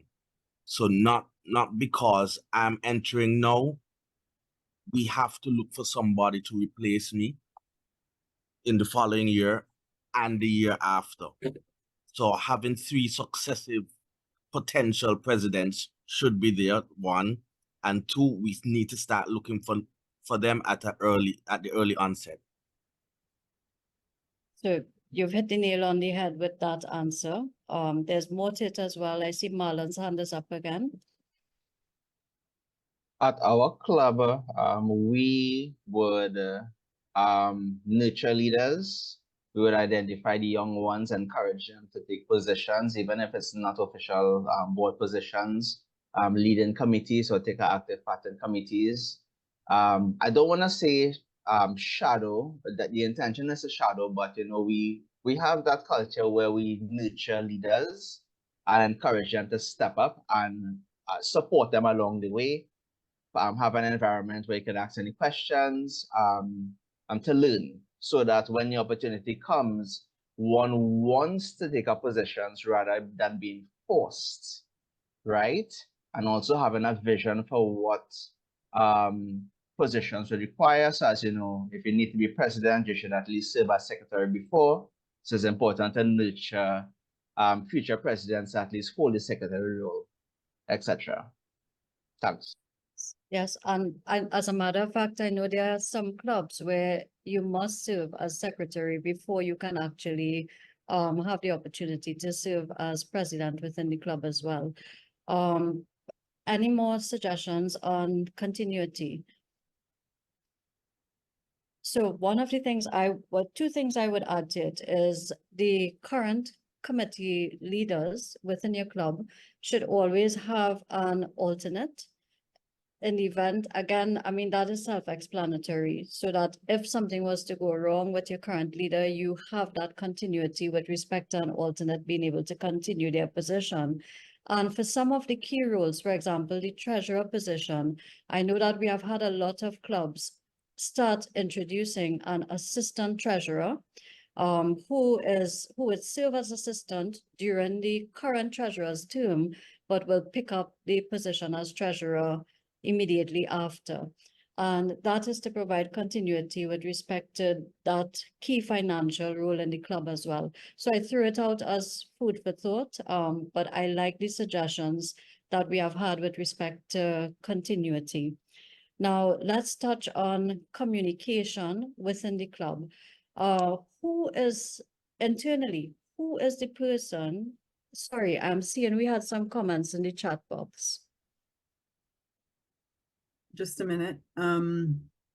What we've done at our club, this is Sean says, is have a 5-year goal in place and choose potential presidents that can carry it forward as well as add to it with their own ideas.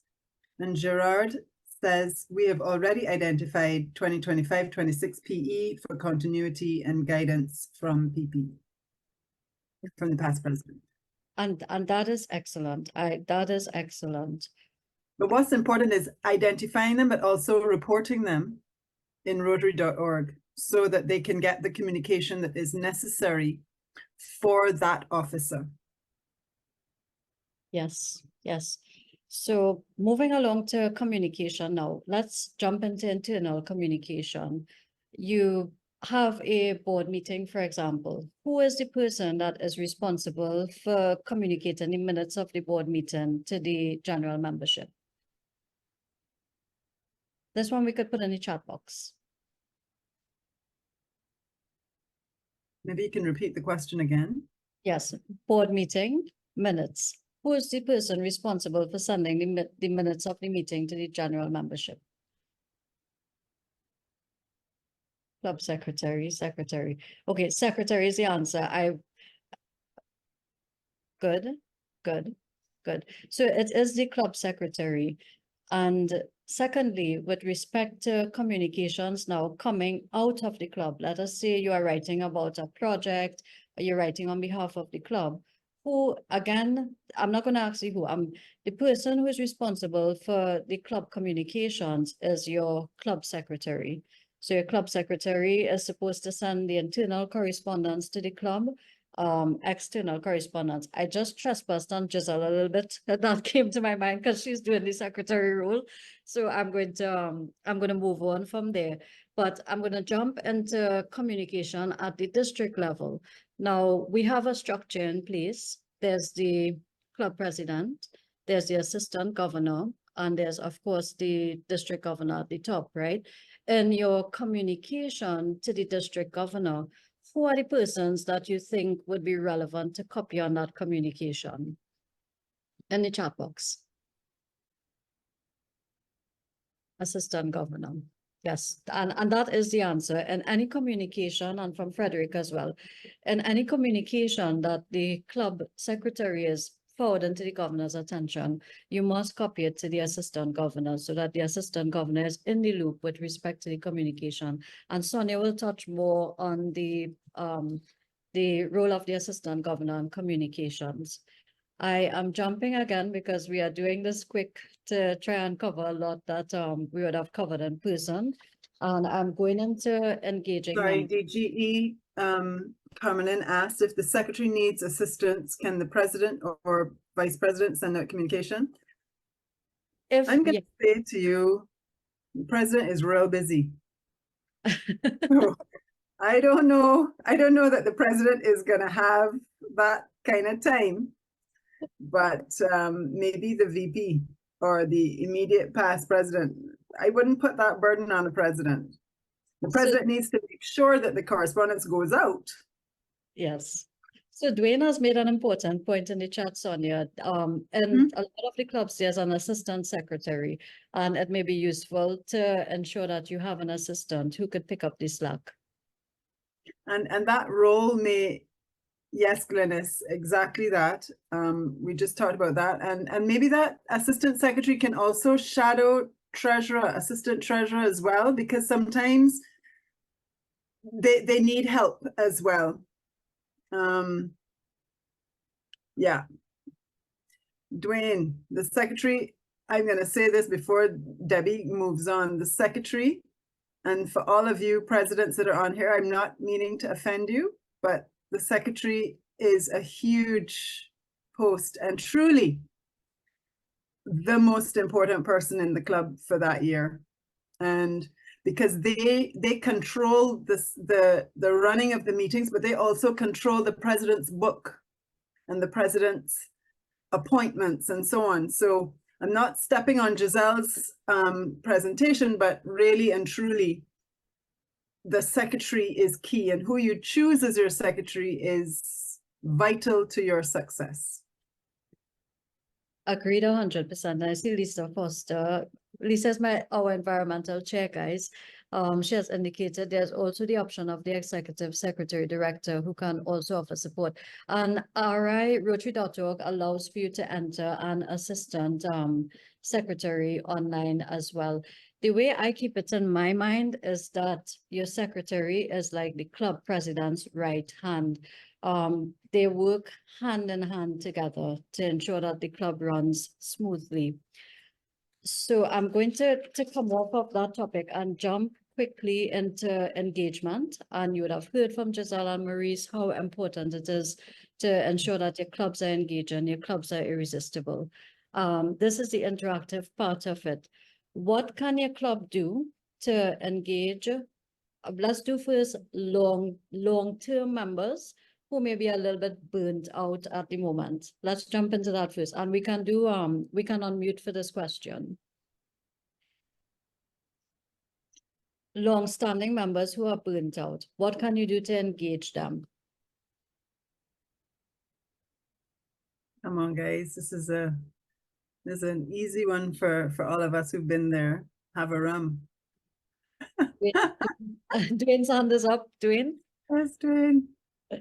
Okay, I've found that the older ones they tend not to make meetings.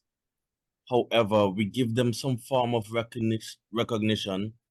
Maybe a plaque, but during the projects, we invite them in to get their input. They tend to feel, and not to offend, but they tend to feel very useful when they acknowledge that the impact for certain projects are used. I mean, whether it's relevant or not, who knows, but the importance, make them feel a bit more important and needed there. Especially in my fellowships, the older ones tend to have a little circle where they impart their knowledge to the younger ones, like a elder circle. And I tend to use them like that to keep them coming back, because they seem to feel very important after they do something like that. Thank you for that, Dwayne. And I asked it specifically because remember we started the session saying 100% retention, right? I see, I'm going to jump to President-elect Randy. But I just want to, before Randy, Frederick says vice role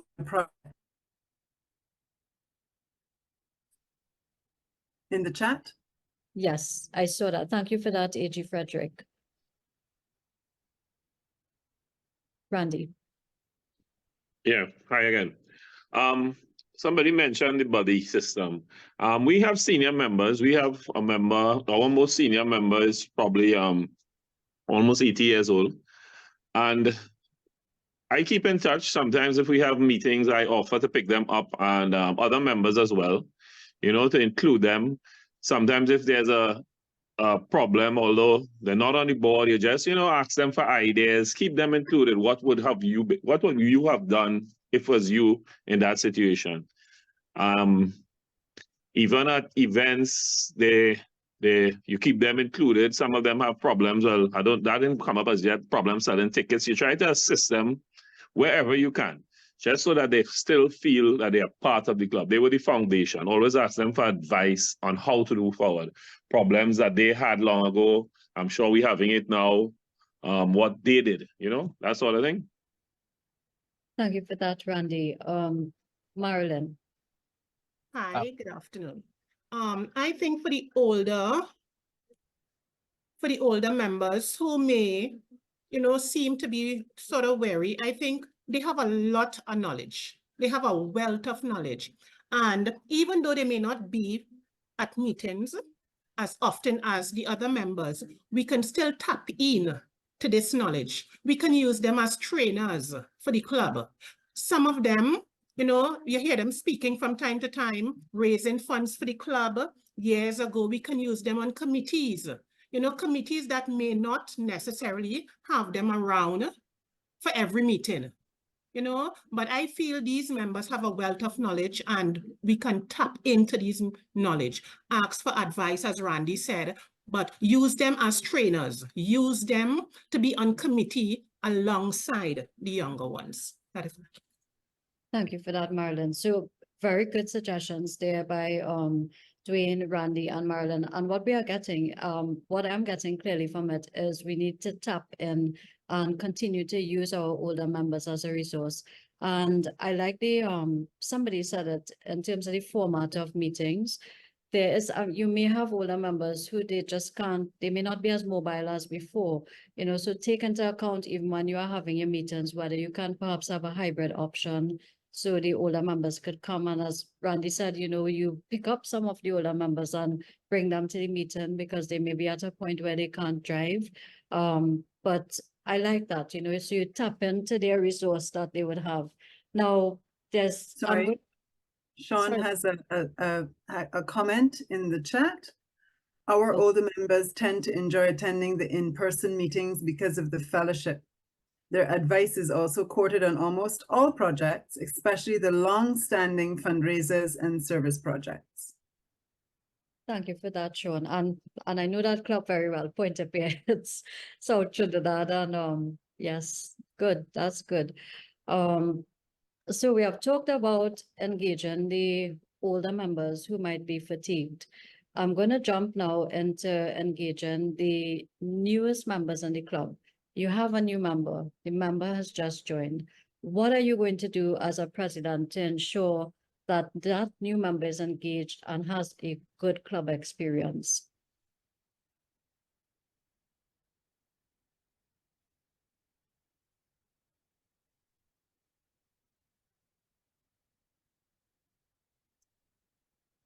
This one should be easy, guys. Astri says mentorship. Right. And Frederick says explain Rotary first to new members. Put them on committees, says Randy. Yeah. Okay. Dwayne's hand is up. Dwayne, go ahead. Based on what I've seen, we do have, before a member is allowed in, we have a session with them explaining what Rotary is, what's expected, etc. And then when they do come in, we put them in the proverbial hot seat, put them in a committee where they have to function. If not, they will lose interest real fast. I think, correct me if I'm wrong, but a study was done, well, last year, where you tend to see the ones that not really staying fade out after 2 years. And so we do aim for that to stop that from happening, having our eye on each member. Yeah. Thank you. Thank you for that, Dwayne. And yes, it's important that we orient. Clubs should have an orientation process in place with respect to every new member that has joined. That new member should have a mentor for at least the first year in the club, to make sure that they understand how the club is functioning and they have that mentorship. That mentorship, in my opinion, should be a more senior Rotarian, not necessarily a past president, but somebody who has been in Rotary for at least 5 years and has the experience to mentor the member. And lastly, of course, importantly said, they must be on a committee to ensure that they understand what they are doing. So we've done older, we've done newer in terms of engaging. Sorry, one last comment before you move on. Good. Diego says, have them join and work on an impactful project early to see and take ownership of the value of our work. And that actually, I agree with that 100%, particularly the impactful project part of it. Nothing inspires a Rotarian to be a Rotarian more than being part of an impactful project. That feeling stays with you throughout. It keeps you there in Rotary as well. So I was moving now. We did the two spectrums, old, young, in terms of engagement, the generational gap in terms of members in Rotary. What can you do so in clubs, you tend to have conflicts that would arise as a result of a difference of opinion by the older members as to how something is to be done, versus the younger member who has a point of view as to how they want to do something in the club. What would you as a president do if you have a generational conflict like that? How do you think what do you see as the approach you should take with respect to generational conflict? And there's no right or wrong answer. I want to hear from the incoming leaders, how would you manage a generational conflict? And if nobody answers, I'm going to have Maurice answer it.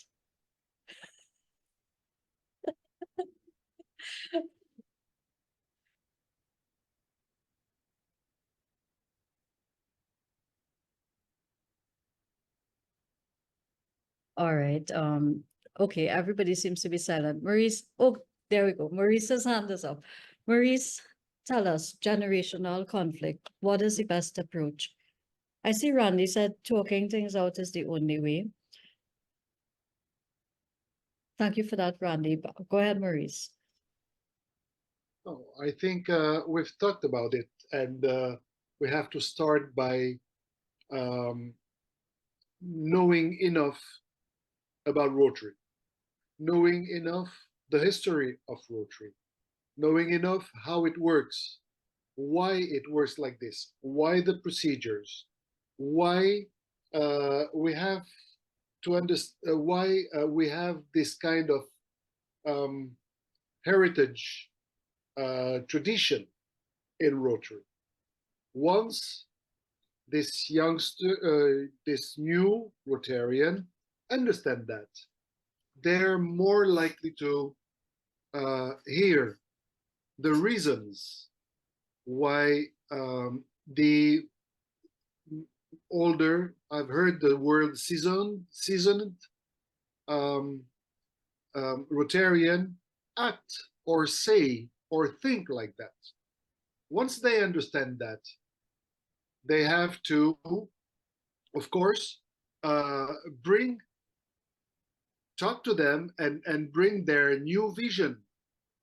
And usually, the seasoned Rotarian are sometimes not really up to date about what the Rotary has changed or allowed new, or the vision of the new Rotary, that this is an information that the new one should bring.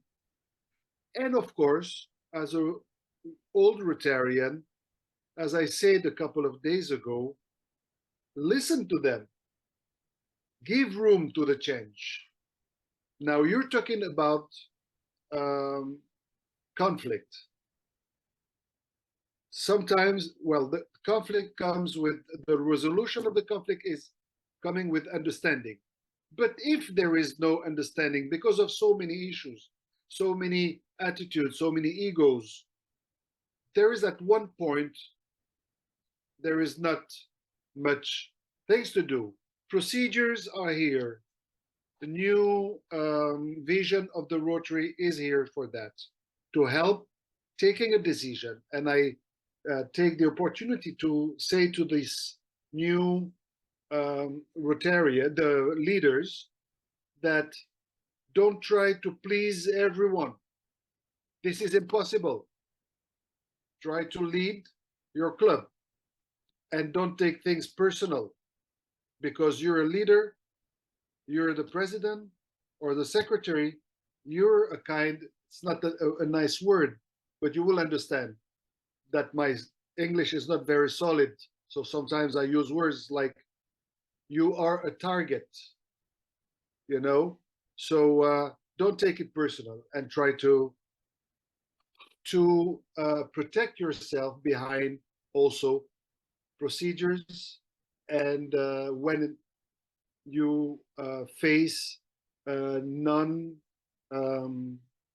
you face a problem where you cannot go with understanding and conversation, and yeah, I hope I answered your question. If I may I? Yes, Kenneth, and thank you for that, Maurice. You have hit exactly where I wanted to go. AG Ken? In my 4 years of presidency, the first two I encountered this very, very extremely, where the older ones kept saying, this is not Rotary. What I had to do was to bring the concepts of the old and show them how workable it is, yet with the same result differently. It took some time, but but you have to really keep. I could use the word negotiate, but there must be a constant conversation showing the value. Because what the elder people want, the older Rotarians want, is to maintain the integrity of Rotary. And what you're bringing up now sounds new, and usually it may not have that kind of context. So that was my approach, and I kept sharing. I can't say I want the change. Eventually, things change, and of course, there was one thing that was interesting: trying to get people to see the time of change of date and regularity of meetings, and of course, we had to keep the once a week. But thank God for COVID, and eventually we were able to meet, not even in person, but also to meet every other week. So sometimes situations help you, but I think the key thing for me was to keep negotiating, keep talking every week, showing that the value of Rotary, the integrity of Rotary would not be compromised. Thank you. Ken, you have actually hit the main concern there, the older members really, that is their concern generally, to maintain the integrity in terms of the process. Most times it comes from a good place, in terms of ensuring that the club continues to do things in the right way, because they've been there for a long time. But there's also the need, as Maurice said, to understand why the new change is being asked for. Maurice made a good point in terms of the president. He used the word being a target. I want to say it in a different way. Not so much that the president is a target, but the president is there for every single member of the club.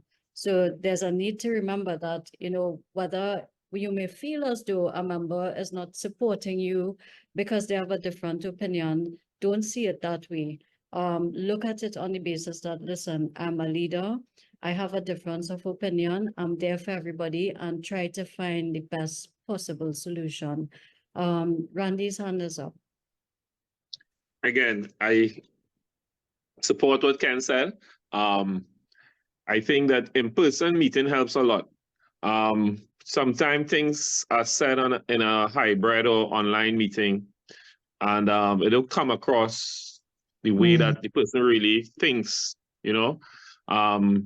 in-person meetings, you could always trash it out after the fellowship. And I think the bonding, we should encourage more in-person meetings, more that tends to bring a lot of fellowship. And it helps a lot. That helps a lot, bridging gaps, bridging that elderly to young gaps. After the meeting, you should always have a time to shake hands. And again, keeping the integrity of the club. I have been to meetings and I see some, particularly one meeting, they started with all the things that when I join Rotary, I look forward to. The forward test, the prayer, the anthem. That gives yourself a sort of pride and a sort of stability that Rotary gives. So when you go to a meeting and you just start off the meeting, hey, just so you don't hug each other, you don't shake hands and so on. It breaks camaraderie and that sort of thing. So again, I support the in-person meetings, and that will help. The value of that one-on-one connection and the traditions of Rotary and how we conduct our meetings. And yes, that I agree, it's 100% important. Gerard made a useful contribution in the chat. He said generational conflict is dependent on the issue. coming into Rotary, one should be well informed prior to induction. While change is necessary, there must be a common ground. And Gerard, thank you for that. I agree 100%. Anybody else would like to chime in on this issue, generational conflict? The last thing I would say on it, from a communication point of view as well, for me personally, if I am sending somebody a message on WhatsApp, it is very, very brief, because I find that it is so easy to misunderstand a written communication. And that can, lead to a situation just going totally out of control. So for my part, I like Randy's way, the in-person, but also pick up your phone, like if you have something to talk about, pick up your phone and call the other person to ensure that there's no misunderstanding. I know my time is almost up. There's just 2 items I would touch on before we jump into Giselle. And that is with respect to the annual meeting. I had mentioned it before. Guys, this year, it was really, really challenging for us at the leadership level in terms of learning. We had a lot of clubs who by December 31st did not have appointed officers, did not report their appointed officers. I just want to remind that by the standard Rotary Club Constitution, your club is mandated to have elections before the 31st of December annually. So please, you're an incoming leader, do the necessary, ensure that your club has the annual election in December.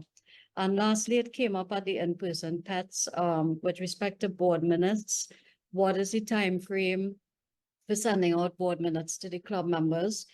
Previously, it used to be 60 days. Under the current club constitution, section 3, it's within 30 days after all board meetings. Written minutes should be available to all members.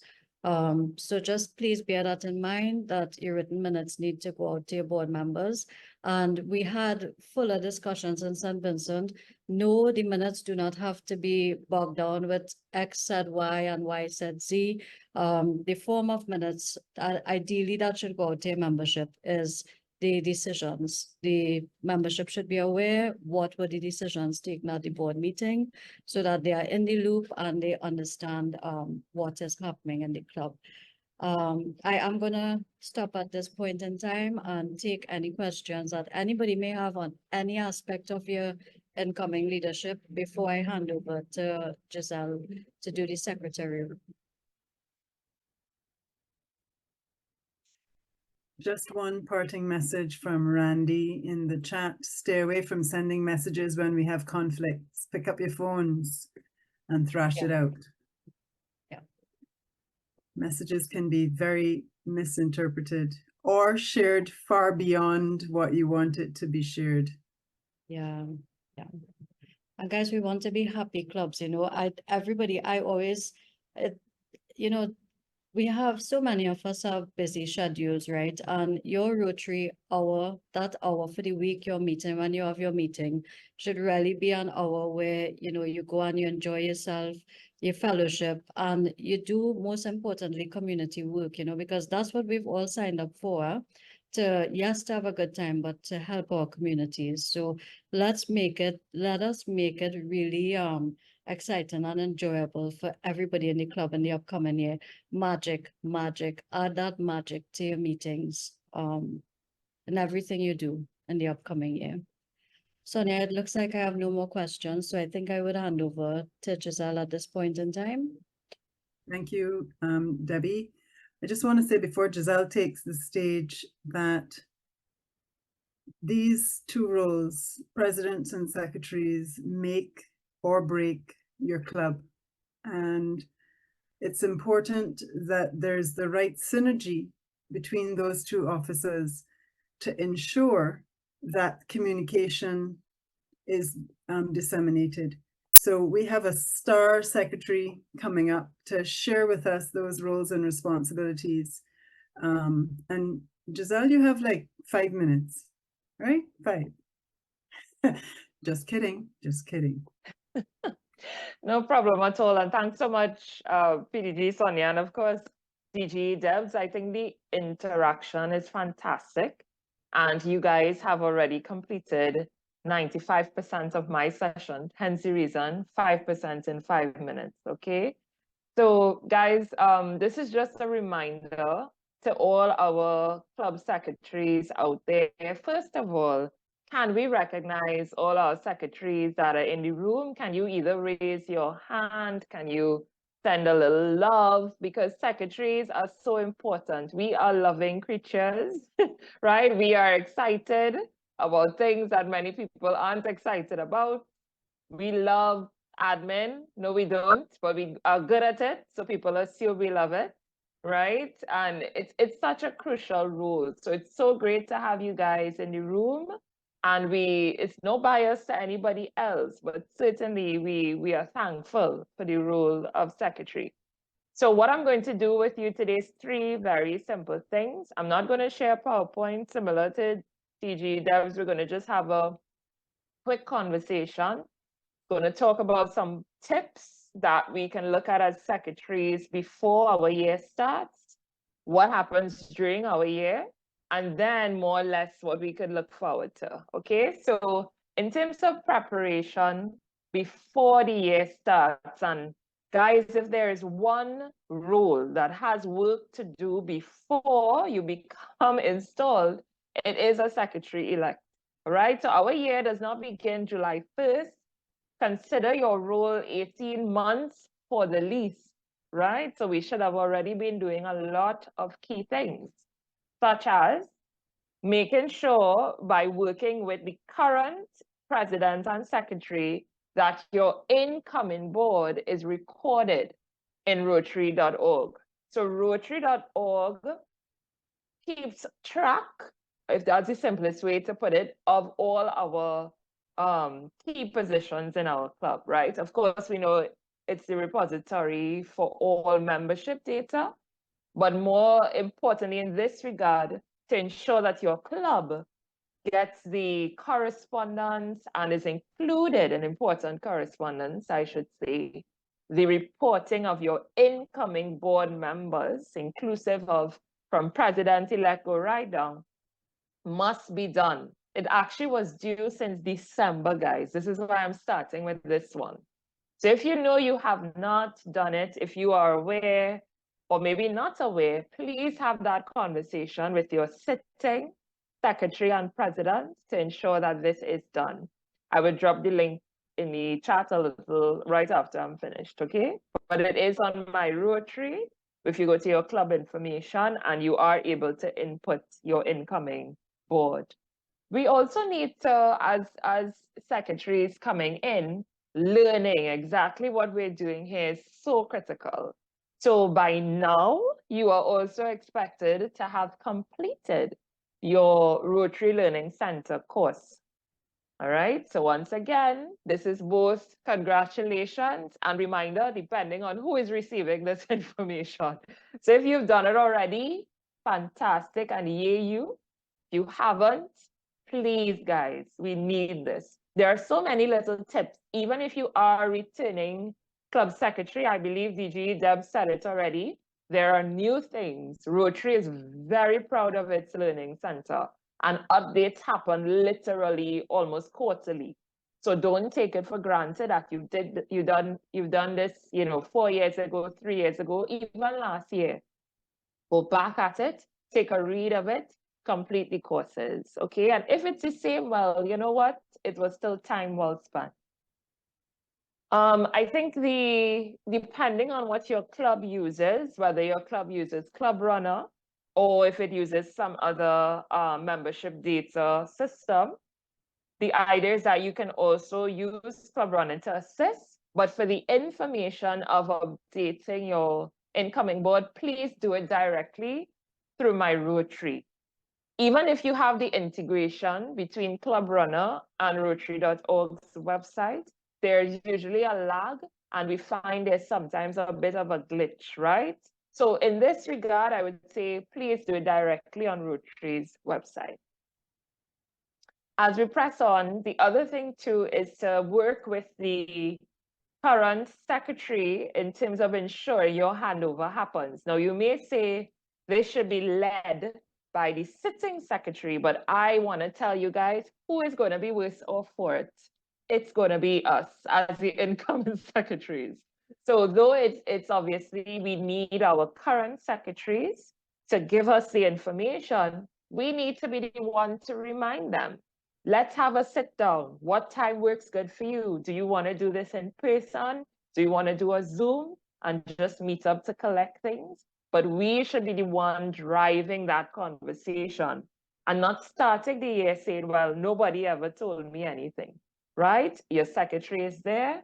Let's get the information from them because we know they're busy, or at least you will soon learn that they are busy, right? And it could be a genuine matter of not having it on their top 10 things to do.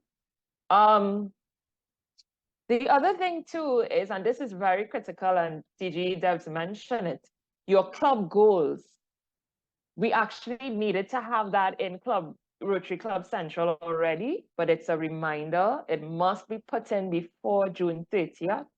Your club's goals in Rotary Club Central. So this also works on the, we are assuming, it works on the assumption that as a secretary-elect, that you already have a My Rotary account. If we don't have a My Rotary account, guys, we need to have that honestly like yesterday, okay? It's very critical because Rotary wants to communicate with us. Your district wants to communicate with you. So please, getting these very critical communication type data inputs must happen, and it must happen before June 30th.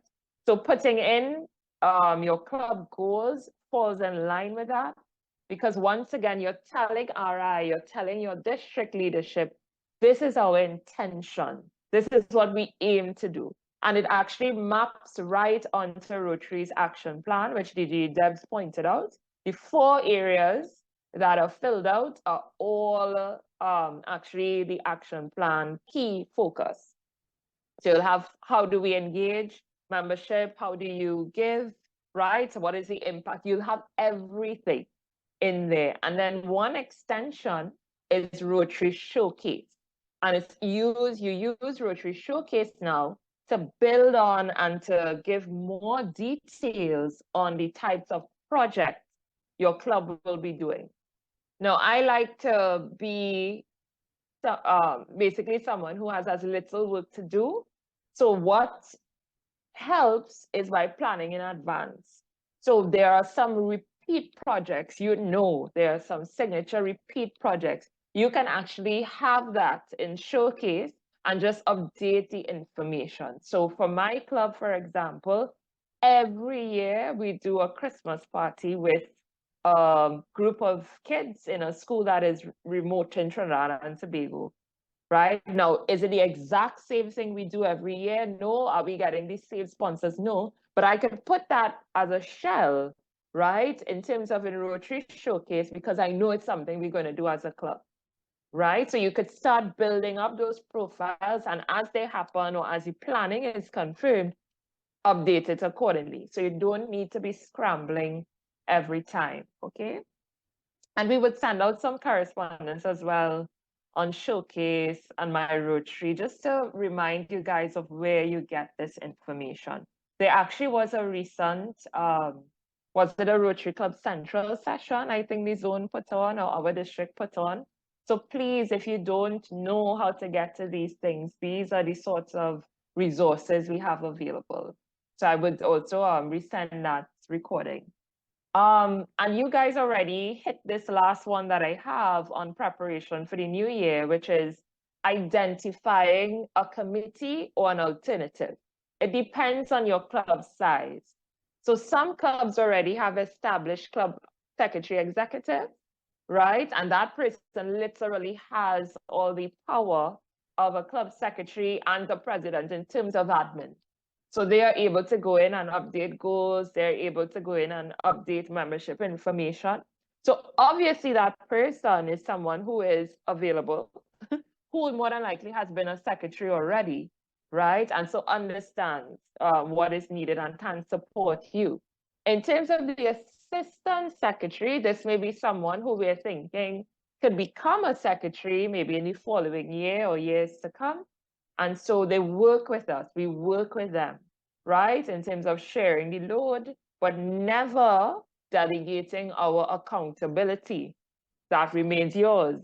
Don't blame the assistant secretary on things not being done throughout the year. That remains our responsibility. And so I also mentioned a committee because it depends on what your club does. And as I said, the size of your club. You could have 3 persons, your club admin chair as well on this committee, because of course you work together for preparing meetings and events. But you could throw in there as well, maybe someone who may focus primarily on your content for the newsletter that you're going to be sending the district. So you ease yourself up. You give your club the best chance in terms of having dedicated persons who can help ensure that this secretary role happens, but we never give up our accountability as the sitting secretary, whether we have a committee, an assistant, or otherwise, okay? As we move into the new year, so July 1st starts, we continue with what I like to call your typical secretary rules. So this is something you're going to find in the Learning Center, you're going to find in the secretary manual, that of course, we're going to assist the club president, we're going to maintain membership records in conjunction with your club membership chair. We're going to do minutes as needed, as per your club culture, the minutes of the board meeting. However, that is the one thing that is, I believe, actually stipulated, must be shared with your membership, right? Now, club meetings, it's up to you if that is your culture, your club culture, to share minutes of those meetings, but board meeting minutes must be shared with your membership. We provide information with the district as requested, because you basically become this wonderful and appreciated conduit between your club and the district. Yes, we have presidents and AGs and all this, but you help them keep on top of what is needed. So we've mentioned the district citation and all these things. So any sort of deadline, right? Things that require further follow-up, it falls within your responsibility to help people stay on top of it, because it's about the club at the end of the day, okay? We've mentioned the district newsletter, and the requirement remains the same as it has been in this year and previous years. 2 articles for the least is what we're asking you for as a club.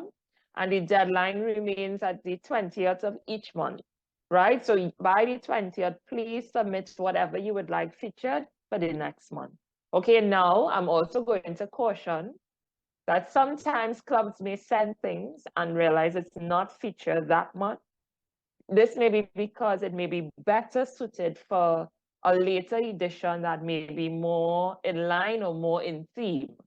So we're not forgetting you, we're not leaving out anything, but it makes sense. Let's just say you've done a polio event in July. It would make sense for us to put this down further into October, right? When we're celebrating World Polio Day. Okay, so, you know, it's a constant conversation. And actually, Maria, who is our incoming public image chair, she mentioned creating a WhatsApp group for the public image chairs. And I know some of us may be groaning, I know another WhatsApp group, but trust me, a group that is well organized and well targeted and intentional with its focus, we aren't sending any morning messages here. It's very powerful. And so similarly, we will have a secretary group, because I want to be able, along with DGE Debs, to be able to know that you guys are getting the information, for you to give us feedback, right? In terms of if you're not getting something, or you haven't received something, or you're concerned about some correspondence or some events that is happening and you're not quite sure, let's use that. Let's use our emails, of course. I believe the district secretary email will be transitioned to me soon, maybe by the nearing the end of June. So that will be where I will be sending most of my correspondence through, but we will also have the WhatsApp group. All right. So this is what I'm doing, keeping it very light, because I know we touched on many things before. And, you know, the idea is that it's a continued conversation. Okay, we're not going to get it fully right, but we need to be open to learning. We need to have a forum where we could ask questions easily, which will be our WhatsApp group. And of course, let's build off of each other's successes. If something is working for your club and you want to share it, the WhatsApp group is the perfect forum for that. Okay, so once again, it's an exciting year ahead, guys. We're going to have some fun while doing it for sure. But even more importantly, we're going to have that extra magic of Rotary to ensure that our clubs perform as we want them to. Okay, we're going to have high impact. We're going to engage our membership. We're going to tell our stories, right? And we're going to always remain flexible. So cheers to you guys, and do have a wonderful year ahead. I look forward to working with you. Brilliant. Thank you so much, Giselle. I see that we have a question in the chat from Frederick. So Frederick is asking the district membership co-chairs, where can we find the text for corporate membership and family membership to be included in the club regulations, as these cannot be found in the standard RI bylaws? I could assist with that one. Because I know of clubs who have had to do it before. The club really has to create its bylaw for it. And it's simple, you know, you follow just like how, what I suggested to the last club, just like how RI worded out that there's a category of membership called honorary membership in the club. Follow it closely. There's a category of membership called family membership or corporate membership, and just decide what the rules are that concerns it. Whether they pay half the club dues, the full club dues, etc. There's no precedent online. It's for the club to sit down and word out the bylaw. Yes, and I think the only other thing I would add to that is this actually extends to other flexible type of membership. It's not just corporate. So as DG Deb said, if you want to come in there with the what's the other online membership, in terms of you have members who are online only, you could do it. You know, there are some guiding documents that are not necessarily official Rotary documents, but from clubs who've done it and done it well. And you actually get a lot of that content from the membership action plan meetings. But maybe Marisa and I, it's something we could work on to maybe do a one-pager as well for our district and have it available. Thank you very much to both of you. Remembering that Rotary is fluid and it changes all the time. So flexibility and being able to pivot is where this comes in. So guys, we're in the home stretch now. I can see the finish line, but I have to talk about assistant governors and the roles and responsibilities. So this year, our learning facilitation sessions for presidents-elect, secretaries-elect, and AG-elect have all been combined because there is no mystery to these things. We want everyone to know what each other needs to do, but also so that you understand when you are aspiring to these roles, what your responsibilities will be when you get there. So now, the assistant governor is an important position. Now we have 20 assistant governors, right, Debbie? Answer yes. 20 assistant governors in District 7030 in the coming Rotary year. And those assistant governors, my friends, stand in the breach for the governor in their territory when the governor is not there. So that assistant governor is the district governor, sort of, in that way. So they're accorded all the privileges that the district governor would would have should they be in that territory at the time. I want to talk a little bit about what happens from the time you are notified that you are continuing as a district governor, or that you have accepted the role. Now, that happens well before the kickoff of the learning facilitation sessions in January of the following year. But once that kickoff happens, everybody's assistant governors, district roles, all are revealed. This way, you can then start communicating with your clubs. The clubs in your country or in your cluster, in the case of Trinidad. But we need to know that as soon as that announcement is made, that you hit the road running, because you want to make sure that you are talking to your presidents-elect and your secretaries-elect to make sure that they're doing the things, get through 30th. That would be ensuring that they entered the information for the incoming officers into Rotary.org. Don't enter it into Club Runner. Club Runner does not sync those things with Rotary.org. So when we're looking to send communication to incoming officers, we don't have that information in. So make sure, your first duty is to make sure that those officers are entered. If a club has not had elections, try to talk to the current assistant governor to see what's happening. How can you help them? How can the two of you help these clubs to have their elections? Also, a key thing would be opening communication with your district governor, making sure that you understand what they want from you.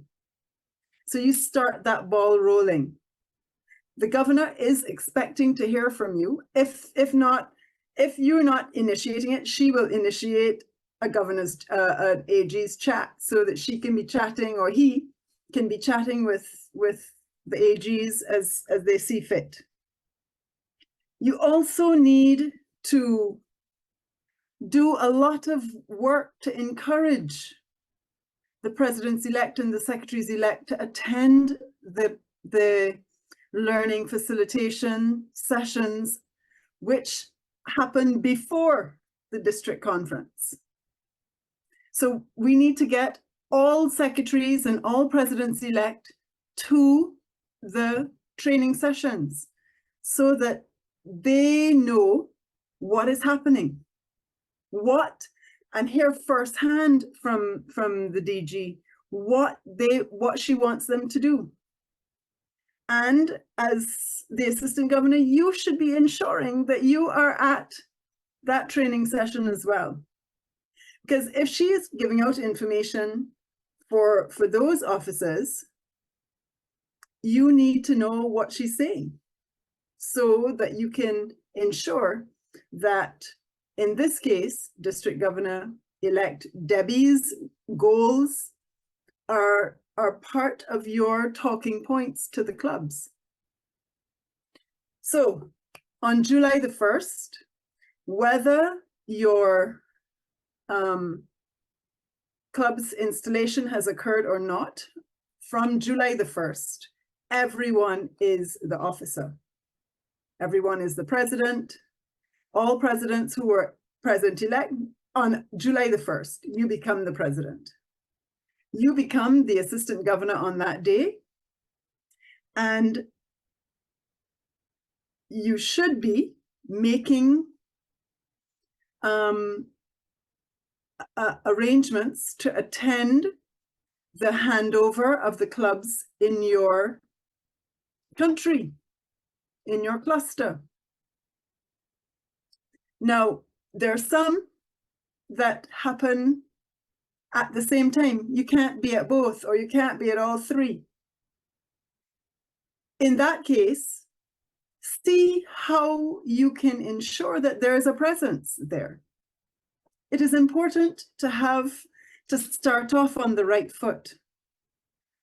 Ask a past AG to attend on your behalf, maybe sitting in that club, but ask someone to attend. Or be specific about the time that you're going to be at each person's handover so that you can share in their handovers and in their moments that are important to them. AGs, you are supposed to attend the clubs in your country cluster at least quarterly so that you can report to the district governor what is going on in that club. But you can visit at any time. Please do not wait for the club, that the only time you visit is when the club invites you to something. That is not acceptable.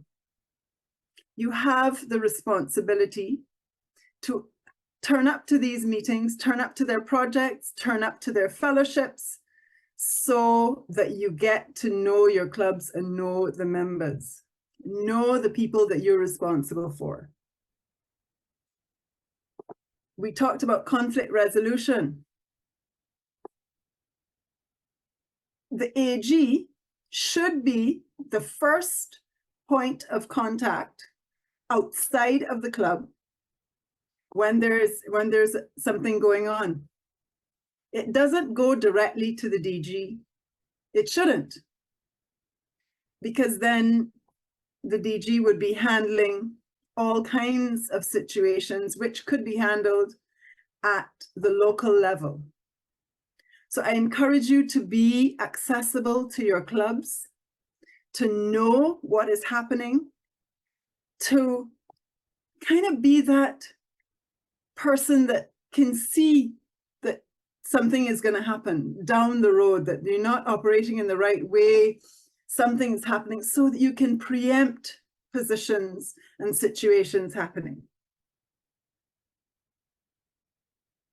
The district governor will, and I believe she has already sent out the forms for your reports to her, but also you must document your visits to the clubs in Rotary Club Central. That way, the district governor can see how the clubs are doing, rate how the clubs are doing, because you're going to rate those clubs as well in Rotary Club Central. So you have to know where you go in Rotary Club Central as an assistant governor to fill out these things, this information. And it's a record that stands throughout so that past governors can see, future governors can see how the clubs are doing, how they're being rated, how are they performing, what are their strong points, but also what are their weaknesses. How can we at the district help that club? Don't wait until it becomes critical, then to tell the district governor that there's a problem. Because had you been doing your job, you would know that something is happening, something is brewing. I encourage you to use all the tools available to inform and share, assist the club, but also assist the district governor in the running of the district. You are her, in this case, her arms in that territory. Again, so as prior to July 1st, you were encouraging the president-elects and secretaries-elect to attend the district conference so that they could attend what used to be PETS training. It's now PELS training. You're now in the role in the current year where you're going to be encouraging people to attend district conference and the RI convention. remembering that district conference in the 2024-2025 year will be in Trinidad, and that the convention will be in Canada. Put those thoughts into people's minds so that they can start to plan. That should be on your talking point from the time you start visiting the clubs in July. As I mentioned before, being the stand-in for the district governor. Be at the project. So when presidents invite you to the unveiling of a peace pole as the assistant governor, you're going because you're standing in for the governor. You have to make the effort. This role is so critical to the good running of the district, making sure that the district governor's presence is felt. You bring greetings from the district governor, you bring remarks from her to your functions so that people feel that she's there, even if she's not, until she arrives. So the district governor's visit. The highlight of your tenure is the district governor's visit. It's a time where you as the AG need to communicate with the district governor to understand when they want to come.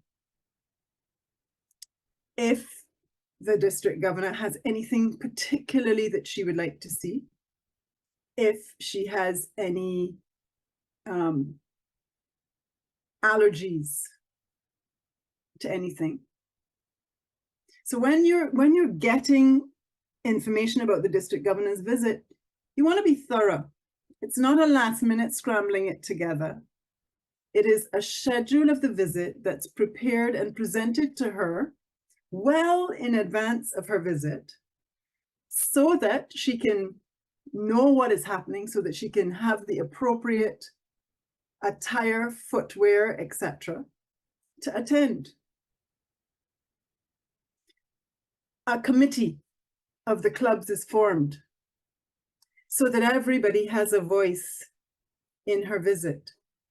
It is important that everyone in your clubs know when the district governor is visiting so that they can set aside that time to fellowship with her, to spend time with her, to listen to her, but also to talk to her as well.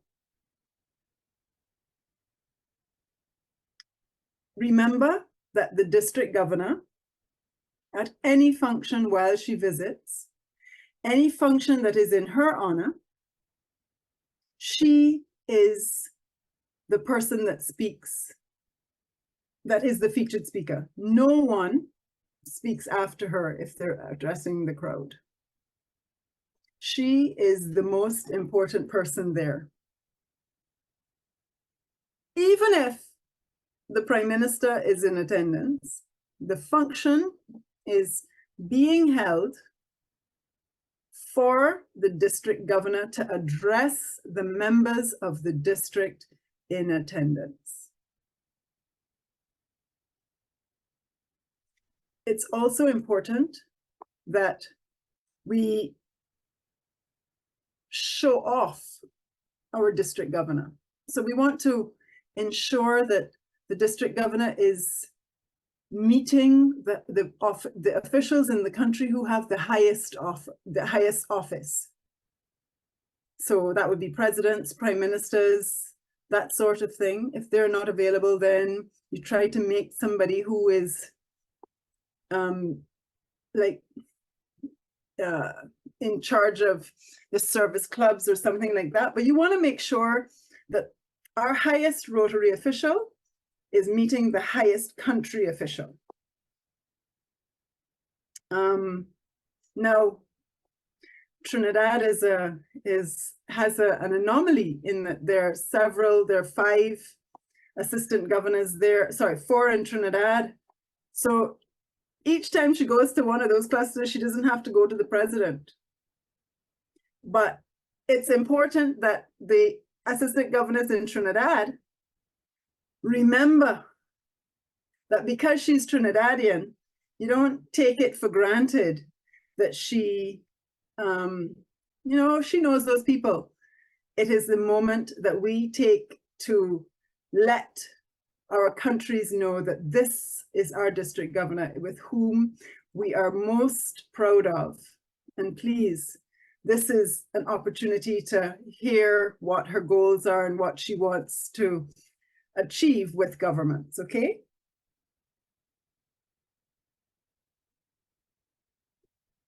When the DG visits, everyone wants to see her.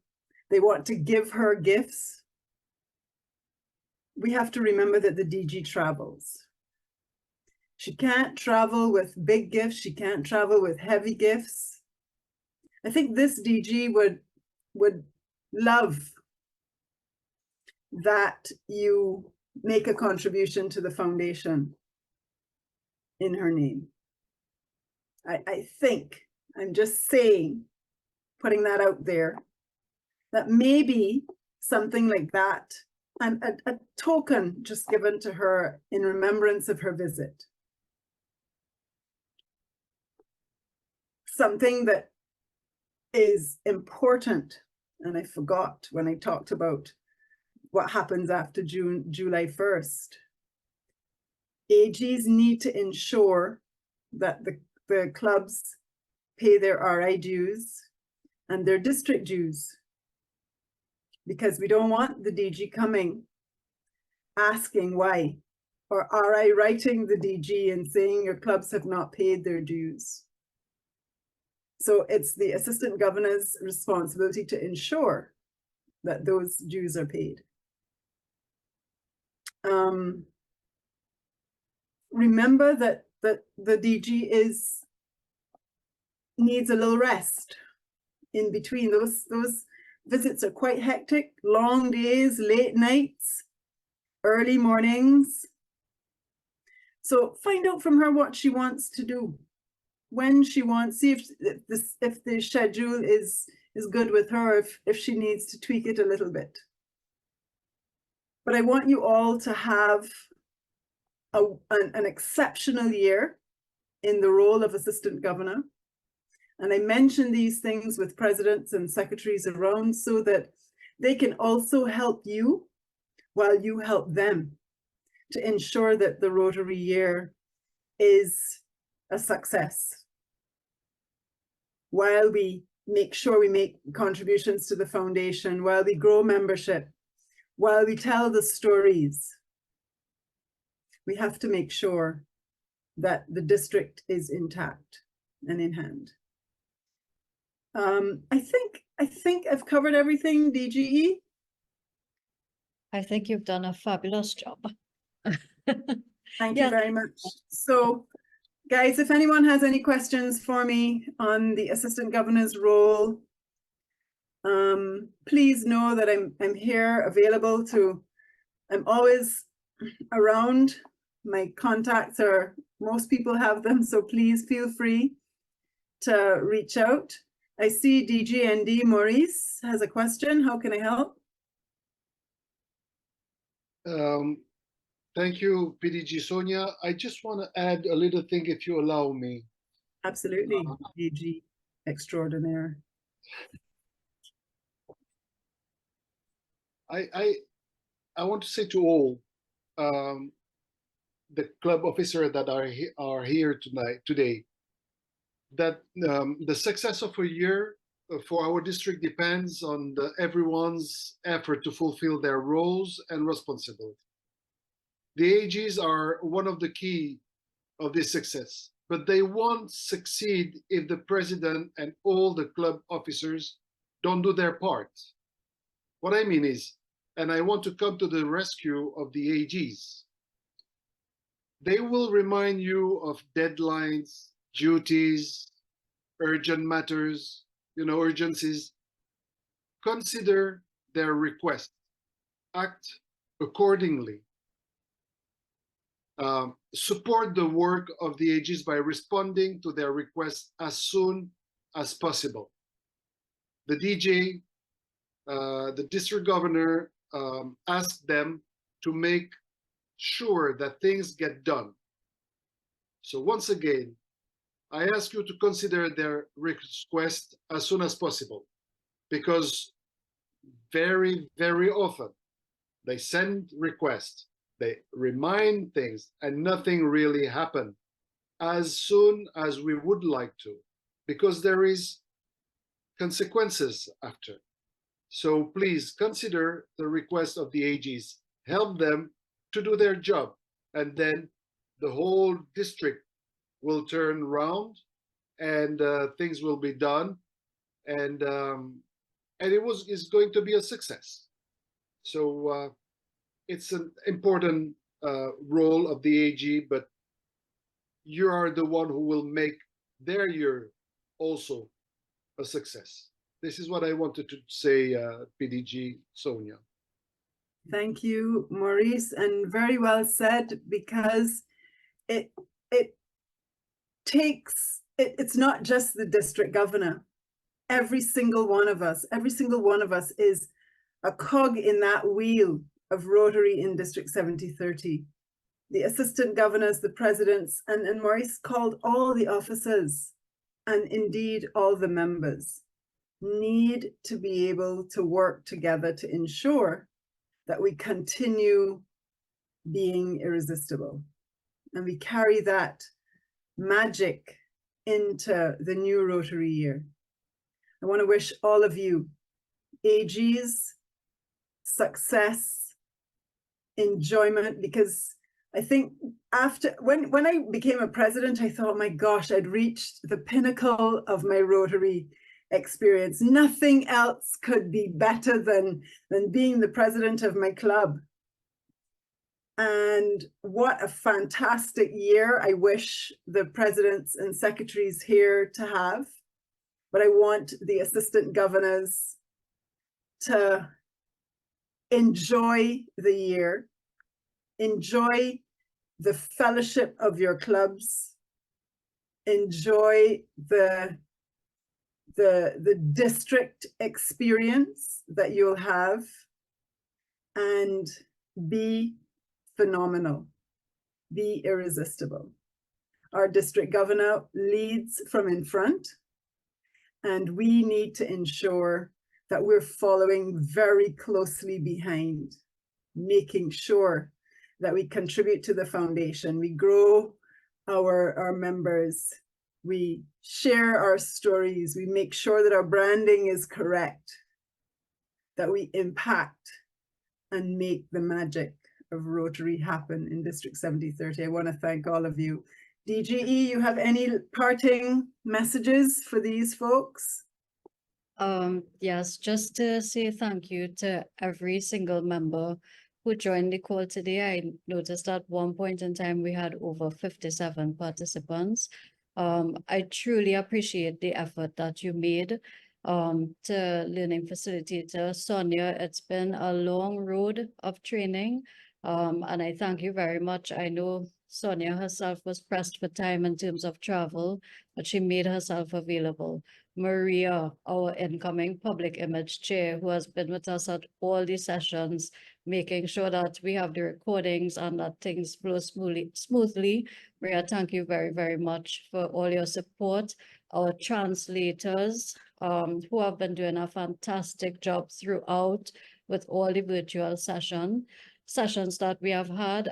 Just a big thank you to everybody. I started by asking you all, what do you think would make you a good leader? For my part, I consider my style of leadership to be servant leadership.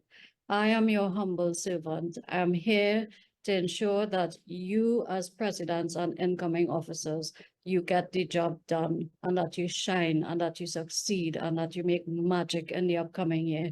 So please, guys, I hope you have been motivated. I hope you feel inspired. And most importantly, I hope that you have a really enjoyable Rotary year. We're one team. We're all here to support each other. And I look forward to seeing you in person when I visit you in your respective countries. Thank you very much, everyone. Thanks, guys. Enjoy the rest of your Saturday. And as the DGE said, we really, really appreciate your taking the time out this Saturday morning. We know that everyone has other places to be, but we're happy that you spent these last couple of hours with us, and trust that you know that we're here to help you. Thanks, everyone. Good night. Translators, fabulous job as usual. Maria, thank you, thank you, thank you. Couldn't have done this without you this year. Thank you so much. Goodbye, everyone. Happy Saturday. And happy Mother's Day to everyone else who's out there for tomorrow, for the mothers out there. Thank you.